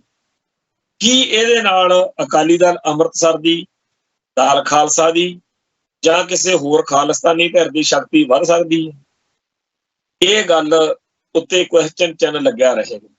ਪਰ ਇੱਕ ਧਿਰ ਹੈ ਜਿਹੜੀ ਭਾਈ ਅਮਰਤਪਾਲ ਸਿੰਘ ਵਾਲਾ ਅਕਾਲੀ ਦਲ ਹੈ, ਉਹਦੇ ਕੋਲ ਇਸ ਮਾਹੌਲ ਵਿੱਚ ਸਭ ਤੋਂ ਵੱਧ ਮੌਕਾ। ਸੋ ਜਿਹੜੇ ਭਾਈ ਅਮਰਤਪਾਲ ਸਿੰਘ ਦੀ ਧਿਰ ਦੇ ਆਗੂ ਨੇ, ਜਿਹੜੇ ਲੀਡਰ ਨੇ, ਕਿਉਂਕਿ ਅਸੀਂ ਇਹੀ ਗੱਲ ਬੜੇ ਸਾਲਾਂ ਤੋਂ ਮਾਨ ਦਲ ਦੇ ਬਾਰੇ ਕਹਿੰਦੇ ਰਹੇ ਕਿ ਤੁਹਾਡੇ ਕੋਲੇ ਮੌਕਾ, ਤੋਂ ਇਸ ਮੌਕੇ ਪੂਰੀ ਮਿਹਨਤ ਕਰਕੇ ਪੂਰੇ ਪੰਜਾਬ ਦੇ ਵਿੱਚ ਜਿਹੜੇ ਸ਼੍ਰੋਮਣੀ ਕਮੇਟੀ ਦੇ ਹਲਕੇ ਨੇ, ਜਿੰਨੇ ਹਰ ਹਲਕੇ ਦੇ ਵਿੱਚ ਆਪਦੇ ਬੰਦੇ, ਵਾਰਸ ਪੰਜਾਬ ਦੇ ਜਥੇਬੰਦੀ ਜਾਂ ਅਕਾਲੀ ਦਲ ਵਾਰਸ ਪੰਜਾਬ ਦੇ ਜੋ ਵੀ ਉਹਦਾ ਨਾਮ ਹੈ, ਉਹਦੇ ਵੱਲੋਂ ਖੜੇ ਕਰਕੇ ਉਹਨਾਂ ਨੂੰ ਇਲੈਕਸ਼ਨ ਵਾਲੇ ਪਾਸੇ ਨੂੰ ਤੋਰਨਾ ਚਾਹੀਦਾ। ਤੇ ਇਵੇਂ ਹੀ ਆਪਦੀ ਸ਼ਕਤੀ ਵਧਾਉਣ ਵਾਲੇ ਪਾਸੇ ਯੂਨਿਟ ਵਧਾ ਕੇ, ਬਣਾ ਕੇ, ਆਪਦੀ ਤਾਕਤ ਸਮਰੱਥਾ ਵਧਾ ਕੇ MLA MP ਦੀਆਂ ਸਾਰੀਆਂ ਚੋਣਾਂ ਲੜਨੀਆਂ ਚਾਹੀਦੀਆਂ। ਸੋ ਜਿਹੜੀ ਸਪੇਸ ਆਮ ਆਦਮੀ ਪਾਰਟੀ ਨੇ ਦੱਬੀ ਹੈ, ਜਿਹੜੀ ਸਪੇਸ ਮਾਨ ਦਲ ਕੋਲ ਹੋਣੀ ਚਾਹੀਦੀ ਸੀ, ਜੇਕਰ ਉਹ ਅਸਫਲ ਰਹੇ ਨੇ ਤਾਂ ਹੁਣ ਕਹਿੰਦੇ ਆ ਜੀ ਬੜੇ ਲਿਖੇ ਮੁੰਡੇ ਆ, ਬੜੇ ਸਿਆਣੇ ਮੁੰਡੇ ਆ, ਬੜੇ ਲਿਆਕਤ ਵਾਲੇ ਨੇ, ਜਜ਼ਬਾ ਵੀ ਰੱਖਦੇ ਆ, ਤਾਂ ਇਹ ਕੰਮ ਅਕਾਲੀ ਦਲ ਵਾਰਸ ਪੰਜਾਬ ਦੇ ਜੇ ਕਰ ਲਵੇ ਤਾਂ ਚੰਗੀ ਗੱਲ ਆ। ਕਿਉਂਕਿ ਜੇਕਰ ਇਹ ਸਾਰੀ ਜਿਹੜੀ ਸ਼ਕਤੀ ਸਮਰੱਥਾ ਬੀਜੇਪੀ, ਕਾਂਗਰਸ ਜਾਂ ਆਪ ਕੋਲੇ ਜਾਂਦੀ ਆ, ਇਹ ਤਾਂ ਬਹੁਤ ਮਾੜੀ ਗੱਲ ਹੋਊਗੀ। ਸੋ ਜਿਸ ਤਰੀਕੇ ਨਾਲ ਇਹ ਜਿਹੜਾ ਜਥੇਦਾਰ ਰਘਵੀਰ ਸਿੰਘ ਤੇ 5 ਮੈਂਬਰੀ ਕਮੇਟੀ ਦਾ ਕਾਰਜ ਚੱਲ ਰਿਹਾ, ਜਿਹਦੇ ਤੋਂ ਧਾਮੀ ਸਾਹਿਬ ਵਾਲਾ ਜਿਹੜਾ ਅੱਜ ਵਾਲਾ ਐਪੀਸੋਡ ਆ, ਉਹਨੂੰ ਜੇ ਦੇਖਿਆ ਜਾਵੇ ਤਾਂ ਇਹਨਾਂ ਨੂੰ ਮਜ਼ਬੂਤੀ ਮਿਲੀ ਆ, ਅਕਾਲ ਤਖਤ ਸਾਹਿਬ ਨੂੰ ਤੇ ਗਿਆਨੀ ਰਘਵੀਰ ਸਿੰਘ ਨੂੰ ਤੇ 5 ਮੈਂਬਰੀ ਕਮੇਟੀ ਨੂੰ। ਇਹ ਉਵੇਂ ਦੀ ਗੱਲ ਬਣਦੀ ਜਾ ਰਹੀ ਆ ਜਿਵੇਂ ਕਿਸਾਨ ਸੰਘਰਸ਼ ਦੇ ਵਿੱਚ ਆਪਾਂ ਸਾਰਿਆਂ ਨੇ ਦੇਖਿਆ ਕਿ ਕਿਸਾਨ ਲੀਡਰਸ਼ਿਪ ਕੁਝ ਹੋਰ ਸੋਚਦੀ ਹੁੰਦੀ ਸੀ, ਪਰ ਲੋਕਾਂ ਦਾ, ਸੰਗਤ ਦਾ ਰੋਹ ਇੰਨਾ ਜ਼ਿਆਦਾ ਸੀ ਕਿ ਬਹੁਤ ਵਾਰੀ ਫੈਸਲੇ ਜਿਹੜੇ ਸੀ ਉਹ ਸੰਗਤ ਦੇ ਰੋਹ ਦੇ ਹਿਸਾਬ ਨਾਲ ਲੈਣੇ ਪੈਂਦੇ ਸੀ। ਇੱਥੋਂ ਤੱਕ ਕਿ ਜਦੋਂ ਉਹਨਾਂ ਨੇ 26 ਜਨਵਰੀ ਵਾਲਾ ਫੈਸਲਾ ਕੀਤਾ, ਉਦੋਂ ਤਾਂ ਚਾਮੜੇ ਹੋਏ ਕਿਤੇ ਲੈ ਬੈਠੇ, ਤੇ ਜਦੋਂ ਸਟੇਜਾਂ ਤੇ ਬੋਲੇ ਕਿ ਕੋਈ ਅਸੀਂ ਮੋਦੀ ਦੀ ਹਿੱਕ ਤੇ ਟਰੈਕਟਰ ਚਲਾਉਣੇ ਆ, ਇਹ ਕਰਨਾ, ਉਹ ਕਰਨਾ, ਤੇ ਨਤੀਜਾ ਇਹ ਨਿਕਲਿਆ ਕਿ 26 ਜਨਵਰੀ ਨੂੰ ਇੰਨੀ ਵੱਡੀ ਗਿਣਤੀ ਵਿੱਚ ਇੰਨਾ ਕਾਮਯਾਬੀ ਦੇ ਨਾਲ ਲੋਕ ਉੱਥੇ ਪਹੁੰਚ ਗਏ ਕਿ ਜਦੋਂ ਸਟੇਟ ਨੇ ਮਾੜਾ ਜਿਹਾ ਦਬਕਾ ਮਾਰਿਆ ਫਿਰ ਲੀਡਰਸ਼ਿਪ ਨੂੰ ਹੱਥਾਂ ਪੈਰਾਂ ਦੀ ਪੈ ਗਈ। ਸੋ ਜਿਹੜਾ ਕਿਸਾਨ ਸੰਘਰਸ਼ ਮੌਕੇ ਆਮ ਲੋਕਾਂ ਦਾ, ਆਮ ਸੰਗਤ ਦਾ ਇੰਨਾ ਵੱਡਾ ਦਬਾਅ ਸੀ ਕਿ ਜਿਹੜੀ ਕਿਸਾਨ ਸੰਘਰਸ਼ ਦੀ ਲੀਡਰਸ਼ਿਪ ਹੈ ਉਹ ਮਜਬੂਰ ਸੀ ਦਬਾਅ ਮੂਹਰੇ ਝੁਕਣ ਲਈ। ਉਵੇਂ ਇਸ ਮੌਕੇ ਬਾਦਲਕਿਆਂ ਦੇ ਉਲਟ ਭੁਗਤਣ ਵਾਲੇ ਤੇ ਪੰਥ ਦੀ ਚਿੰਤਾ ਕਰਨ ਵਾਲੇ ਉਸ ਸਿੱਖ ਜਜ਼ਬਾਤ ਦੇ ਸਾਹਮਣੇ ਗਿਆਨੀ ਰਘਵੀਰ ਸਿੰਘ ਤੇ 5 ਮੈਂਬਰੀ ਕਮੇਟੀ ਡਟੇ ਰਹਿਣ ਲਈ ਮਜਬੂਰ ਨੇ। ਉਹਨਾਂ ਨੂੰ 2 ਦਸੰਬਰ ਵਾਲੇ ਹੁਕਮਨਾਮਿਆਂ ਦੇ ਉੱਤੇ ਡਟਣਾ ਹੀ ਪੈਣਾ। ਸੋ ਇਸ ਮਾਹੌਲ ਦੇ ਵਿੱਚ ਕੱਲ੍ਹ ਦਾ ਜਿਹੜਾ ਸ਼੍ਰੋਮਣੀ ਕਮੇਟੀ ਦੀ ਐਗਜੈਕਟਿਵ ਦਾ ਇਕੱਠ ਹੈ, ਮੀਟਿੰਗ ਆ, ਉਹਦੇ ਬਾਰੇ ਹੁਣ ਕਿਆਸ ਅਰਾਈਆਂ ਲੱਗ ਰਹੀਆਂ ਨੇ ਕਿ ਜੇਕਰ ਉਹ ਧਾਮੀ ਸਾਹਿਬ ਨੂੰ ਫਾਰਗ ਕਰਦੇ ਨੇ, ਇਹਦਾ ਇੱਕ ਬਾਦਲ ਧਿਰ ਨੂੰ ਬਹੁਤ ਵੱਡਾ ਨੁਕਸਾਨ ਹੋਏਗਾ। ਹੋ ਸਕਦਾ ਅੱਜ ਹੋਰ ਜ਼ਿਆਦਾ ਦਬਾਅ ਉਹਨਾਂ ਤੇ ਪਾਉਣ, ਕੋਈ ਗੱਲ ਕਰਾਉਣ ਦੀ ਕੋਸ਼ਿਸ਼ ਕਰਨ ਰਾਤ ਨੂੰ, ਪਰ ਗੱਲ ਬਣਦੀ ਲੱਗਦੀ ਨਹੀਂ। ਆਖਰ ਦੇ ਵਿੱਚ ਇਹ ਖਬਰ ਸਿੱਖ ਜਗਤ ਨਾਲ ਸਾਂਝੀ ਕਰਨੀ ਹੈ ਕਿ ਜਿਹੜਾ ਬੀਤੇ ਦਿਨੀ ਸੀਤਾਰਾਮ ਨਾਂ ਦੇ ਅਫਸਰ, ਪੁਲਿਸ ਅਫਸਰ ਨੇ, ਜਿਹਦੀ ਝੂਠੇ ਪੁਲਿਸ ਮੁਕਾਬਲਿਆਂ ਦੇ ਵਿੱਚ ਬੜੀ ਵੱਡੀ ਝੰਡੀ ਰਹੀ ਆ, ਪੂਰੇ ਪੰਜਾਬ ਦੇ ਵਿੱਚ ਹਰ ਇਲਾਕੇ ਦੇ ਵਿੱਚ ਇਹੋ ਜਿਹੇ 509 ਸੀ ਜਿਨ੍ਹਾਂ ਦਾ ਸਾਰਿਆਂ ਨੂੰ ਪਤਾ ਹੁੰਦਾ ਸੀ। ਕੁਛ ਇਹੋ ਜਿਹੀਆਂ ਥਾਵਾਂ ਵੀ ਸੀ ਜਿਵੇਂ ਬਟਾਲੇ ਵਿੱਚ ਬੀਕੋ ਹੁੰਦਾ ਸੀ। ਬੀਕੋ ਅਖਬਾਰ ਦੇ ਇੱਕ ਖਬਰ ਸੀ, ਇੱਥੇ ਮੈਂ ਪੜ੍ਹ ਰਿਹਾ, ਉਹ 'ਚ ਲਿਖਿਆ ਸੀ ਨਵਾਜ਼ ਸ਼ਰੀਫ ਜਿਹੜਾ ਪਾਕਿਸਤਾਨ ਦਾ ਲੀਡਰ ਹੈ, ਉਹਨਾਂ ਦੇ ਪਰਿਵਾਰ ਨੇ ਇੱਥੇ ਬਟਾਲੇ ਦੇ ਵਿੱਚ 1947 ਤੋਂ ਪਹਿਲਾਂ ਕਾਰਖਾਨਾ ਲਾਇਆ ਸੀ। ਉਹ ਕਾਰਖਾਨਾ ਬਾਅਦ ਵਿੱਚ ਪੰਜਾਬ ਪੁਲਿਸ ਨੇ ਖਾੜਕੂ ਲਹਿਰ ਮੌਕੇ ਬੁੱਚੜਖਾਨੇ 'ਚ ਬਦਲ ਲਿਆ। ਇਵੇਂ ਸੰਗਰੂਰ ਵਾਲੇ ਪਾਸੇ ਜਿਹੜਾ ਲੱਧਾ ਕੋਠੀ, ਇਵੇਂ ਹੀ ਹੋਰ ਬਹੁਤ ਸਾਰੇ ਪੰਜਾਬ ਭਰ ਦੇ ਵਿੱਚ ਇਹੋ ਜਿਹੇ ਟੌਰਚਰ ਸੈਂਟਰ ਸੀ। ਇੱਥੇ ਅੰਮ੍ਰਿਤਸਰ ਦੇ ਵਿੱਚ ਮਾਲ ਮੰਡੀ, ਇਹਨਾਂ ਸਾਰੇ ਬੁੱਚੜਖਾਨਿਆਂ ਦੇ ਨਾਲ ਨਾਲ ਬਹੁਤ ਸਾਰੇ ਨਾਂ ਜਿਹੜੇ ਬਦਨਾਮ ਹੋਏ, ਉਹਨਾਂ ਚੋਂ ਸੀਤਾਰਾਮ ਵੀ ਸੀ। ਸੀਤਾਰਾਮ ਨੂੰ ਅੱਜ ਅਦਾਲਤ ਨੇ ਆਪਦੇ ਨਾਲ ਦੇ ਬੰਦੇ ਸਮੇਤ ਹੀ ਉਮਰ ਕੈਦ ਦੀ ਸਜ਼ਾ ਜਿਹੜੀ ਆ ਉਹ ਸੁਣਾਤੀ ਆ। ਤੇ ਇਹ ਜਿਹੜੀ ਉਮਰ ਕੈਦ ਦੀ ਸਜ਼ਾ, ਇਹਦੇ ਬਾਰੇ ਕੋਈ ਬਹੁਤਾ ਜ਼ਿਆਦਾ ਖੁਸ਼ ਹੋਣ ਦੀ ਲੋੜ ਨਹੀਂ। ਇਹਨੇ ਜੀ 2 ਨੌਜਵਾਨ ਮਾਰੇ, ਇਹ ਜ਼ਾਲਮ ਐਸਐਸਪੀ ਅਜੀਤ ਸਿੰਘ ਸੰਧੂ ਦਾ ਹੀ ਖਾਸ ਮੁਖਾਲਫ ਸੀਗਾ। ਜਿਹੜੀ ਉਹਦੀ ਟੀਮ ਸੀ ਨਾ ਸੰਧੂ ਦੀ, ਉਹਦੇ ਬਾਰੇ ਵੀ ਬੜੀ ਚਰਚਾ ਚੱਲਦੀ ਰਹਿੰਦੀ ਆ ਵੀ ਉਹ ਜਿਉਂਦਾ, ਕਦੇ ਕਹਿੰਦਾ ਜੀ ਮਰ ਗਿਆ, ਸੁਸਾਈਡ ਕਰ ਗਿਆ। ਇਹ ਸੀਤਾਰਾਮ ਉਸ ਟੀਮ ਦਾ ਮੇਨ ਬੰਦਾ ਸੀ। ਇਹੋ ਜਿਹੇ ਕਈ ਹੋਰ ਸੀਗੇ। ਇੱਕ ਬਲਵਿੰਦਰ ਸਿੰਘ ਘੋੜਾ ਨਾਂ ਦਾ ਪੁਲਿਸ ਮੁਲਾਜ਼ਮ ਹੈ, ਜਿਹਦੇ ਬਾਰੇ ਚਰਚਾ ਛਿੜਦੀ ਰਹਿੰਦੀ ਆ ਕਿ ਉਹਨੇ ਡੈੱਡ ਬੋਡੀ ਜਿਹੜੀ ਭਾਈ ਜਸਵੰਤ ਸਿੰਘ ਖਾਲੜਾ ਦੀ ਸੀ, ਉਹਨੂੰ ਚੱਕ ਕੇ ਦਰਿਆ 'ਚ ਸੁੱਟਿਆ ਸੀ। ਜਿਹੜਾ ਪੁਲਿਸ ਦਾ CBI ਦਾ ਜਿਹੜਾ ਰਿਕਾਰਡ ਆ ਅਦਾਲਤ ਦਾ, ਉਹਦੇ ਅਨੁਸਾਰ ਉਹਦੇ 'ਚ ਇਹ ਗੱਲ ਲਿਖੀ ਹੋਈ। ਇਵੇਂ ਹੋਰ ਬਹੁਤ ਸਾਰੇ ਆ ਜਿਹੜੇ ਅੱਡ-ਅੱਡ ਕਾਰਨਾਂ ਕਰਕੇ, ਇਹਨਾਂ ਵਿੱਚੋਂ ਜਿਹੜੇ ਇੱਥੇ ਕਾਨੂੰਨੀ ਕਾਰਵਾਈ ਦਾ ਸ਼ਿਕਾਰ ਹੋ ਗਏ, ਜਿਨ੍ਹਾਂ ਦੇ ਉੱਤੇ ਜਿਨ੍ਹਾਂ ਨੂੰ ਸਜ਼ਾਵਾਂ ਹੋ ਰਹੀਆਂ ਨੇ, ਭਾਰਤੀ ਸਿਸਟਮ ਇਹਨਾਂ ਦੀ ਪੂਰੀ ਮਦਦ ਕਰਦਾ। ਇਹ ਵੀ ਬੜੀ ਅਜੀਬ ਗੱਲ ਆ ਕਿ ਬੜੀ ਵੱਡੀ ਗਿਣਤੀ ਵਿੱਚ ਅਮਰੀਕਾ ਤੇ ਹੋਰਨਾਂ ਮੁਲਕਾਂ ਦੇ ਵਿੱਚ ਇਹਨਾਂ ਵਿੱਚੋਂ ਬਹੁਤ ਸਾਰੇ ਸਿਆਸੀ ਸ਼ਰ ਲਈ ਬੈਠੇ ਆ, ਜਿਨ੍ਹਾਂ ਨੇ ਇੱਥੇ ਸਾਡੀ ਕੌਮ ਦੇ ਉਦੋਂ ਬੰਦੇ ਮਾਰੇ ਤੇ ਅੱਜ ਉੱਥੇ ਉਹ ਵਿਕਟਮ ਬਣ ਕੇ ਕਿ ਸਾਨੂੰ ਤਾਂ ਜੀ ਬੜਾ ਖਤਰਾ ਇੰਡੀਆ 'ਚ। ਇਹੋ ਜਿਹੇ ਬਹੁਤ ਸਾਰੇ ਲੋਕ ਨੇ ਜਿਹੜੇ ਇੱਥੇ ਉਦੋਂ ਕੈਟ ਟਾਊਟ ਜਾਂ ਇੰਡੀਅਨ ਏਜੰਸੀਆਂ ਦੇ ਨਾਲ ਮਿਲ ਕੇ ਚੱਲਦੇ ਰਹੇ। ਬਾਹਰ ਜਾ ਕੇ ਉਹਨਾਂ ਨੇ ਆਪਦੇ ਆਪ ਨੂੰ ਖਾਲਿਸਤਾਨੀ ਯੋਧੇ ਬਣਾ ਲਿਆ। ਤੇ ਅੱਜ ਬਦਲੇ ਹੋਏ ਮਾਹੌਲ ਵਿੱਚ ਸੋਸ਼ਲ ਮੀਡੀਆ ਦੇ ਰਾਹੀਂ ਜਿਹੜੇ ਬੰਦੇ ਜਾਂ ਜਿਹੜੀਆਂ ਸਾਡੀਆਂ ਸ਼ਖਸੀਅਤਾਂ ਕੌਮ ਦੀ ਗੱਲ ਕਰਦੀਆਂ ਨੇ ਇੱਥੇ ਪੰਜਾਬ 'ਚ, ਪੰਥ 'ਚ, ਉਹਨਾਂ ਨੂੰ ਟਾਰਗੇਟ ਕਰਦੇ ਆ, ਉਹਨਾਂ ਨੂੰ ਹਰਾਸ ਕਰਦੇ ਆ, ਉਹਨਾਂ ਨੂੰ ਅਵਾ ਤਵਾ ਬੋਲਦੇ ਆ ਤੇ ਬਣੇ ਰਹਿੰਦੇ ਆਪਦੇ ਆਪ ਨੂੰ ਖਾਲਿਸਤਾਨੀ। ਤੇ ਇਸ ਤਰੀਕੇ ਨਾਲ ਪੰਜਾਬ ਦੇ ਵਿੱਚ ਵਿਚਰਨ ਵਾਲੇ ਬਹੁਤ ਸਾਰੇ ਸਿੱਖ ਜਿਹੜੇ ਆ, ਜਿਨ੍ਹਾਂ ਦਾ ਭਾਈ ਜਗਤਾਰ ਸਿੰਘ ਹਵਾਰੇ ਵਰਗਿਆਂ ਨਾਲ ਜਾਂ ਹੋਰ ਕੌਮ ਦੀਆਂ ਸ਼ਖਸੀਅਤਾਂ ਨਾਲ ਤਾਲਮੇਲ ਆ, ਉਹਨਾਂ ਨੂੰ ਨਿਸ਼ਾਨਾ ਬਣਾਇਆ ਜਾਂਦਾ, ਤੇ ਜਦੋਂ ਉਹਨਾਂ ਦੀ ਪੜਤਾਲ ਕਰਦੇ ਆ ਲੋਕ ਤੇ ਉਹ ਕਹਿੰਦੇ ਆ ਕਿ ਇਹ ਤਾਂ ਇੱਥੇ ਪੰਜਾਬ ਪੁਲਿਸ ਦੇ ਹੁੰਦਾ ਸੀ। ਸੋ ਇਸ ਮਾਹੌਲ ਦੇ ਵਿੱਚ ਜਿਹੜਾ ਸਟੇਟ ਦਾ ਸਿੱਖ ਕੌਮ ਦੀ ਆਜ਼ਾਦੀ ਦੀ ਲੜਾਈ ਲੜਨ ਵਾਲਿਆਂ ਖਿਲਾਫ ਰਵੱਈਆ ਉਹ ਕੋਈ ਬਦਲਿਆ ਨਹੀਂ। ਜਿਹੜੇ ਗੋਲੀ ਦੀ ਮਾਰ ਤੋਂ ਬਚ ਗਏ ਉਹਨਾਂ ਨੂੰ ਕਰਤਾਰ ਕੁਸ਼ੀ ਨਹੀਂ ਮਾਰਨ ਦਾ ਇੱਕ ਜਿਹੜਾ ਏਜੰਡਾ ਉਹ ਬੜੇ ਜ਼ੋਰਾਂ ਨਾਲ ਚੱਲ ਰਿਹਾ। ਸਾਨੂੰ ਸਾਰਿਆਂ ਨੂੰ ਆਪਦੀ ਕੌਮ ਦੀ ਆਜ਼ਾਦੀ ਦੀ ਲੜਾਈ ਲੜਨ ਵਾਲਿਆਂ ਦਾ ਸਾਥ ਦੇਣਾ ਚਾਹੀਦਾ। ਸੱਚੇ ਪਾਤਸ਼ਾਹ ਕਿਰਪਾ ਕਰਨ ਤੇ UNO ਦੇ ਵਿੱਚ ਖਾਲਿਸਤਾਨ ਦਾ ਝੰਡਾ ਇੱਕ ਦਿਨ ਬਰਾਬਰ ਝੂਲਦਾ ਹੋਵੇ। ਇੱਥੇ ਸਮਾਪਤੀ ਹੈ ਜੀ, ਫਿਰ ਮਿਲਾਂਗੇ। ਨਾਨਕ ਨਾਮ ਚੜ੍ਹਦੀ ਕਲਾ, ਤੇਰੇ ਭਾਣੇ ਸਰਬੱਤ ਦਾ ਭਲਾ। ਵਾਹਿਗੁਰੂ ਜੀ ਕਾ ਖਾਲਸਾ, ਵਾਹਿਗੁਰੂ ਜੀ ਕੀ ਫਤਿਹ।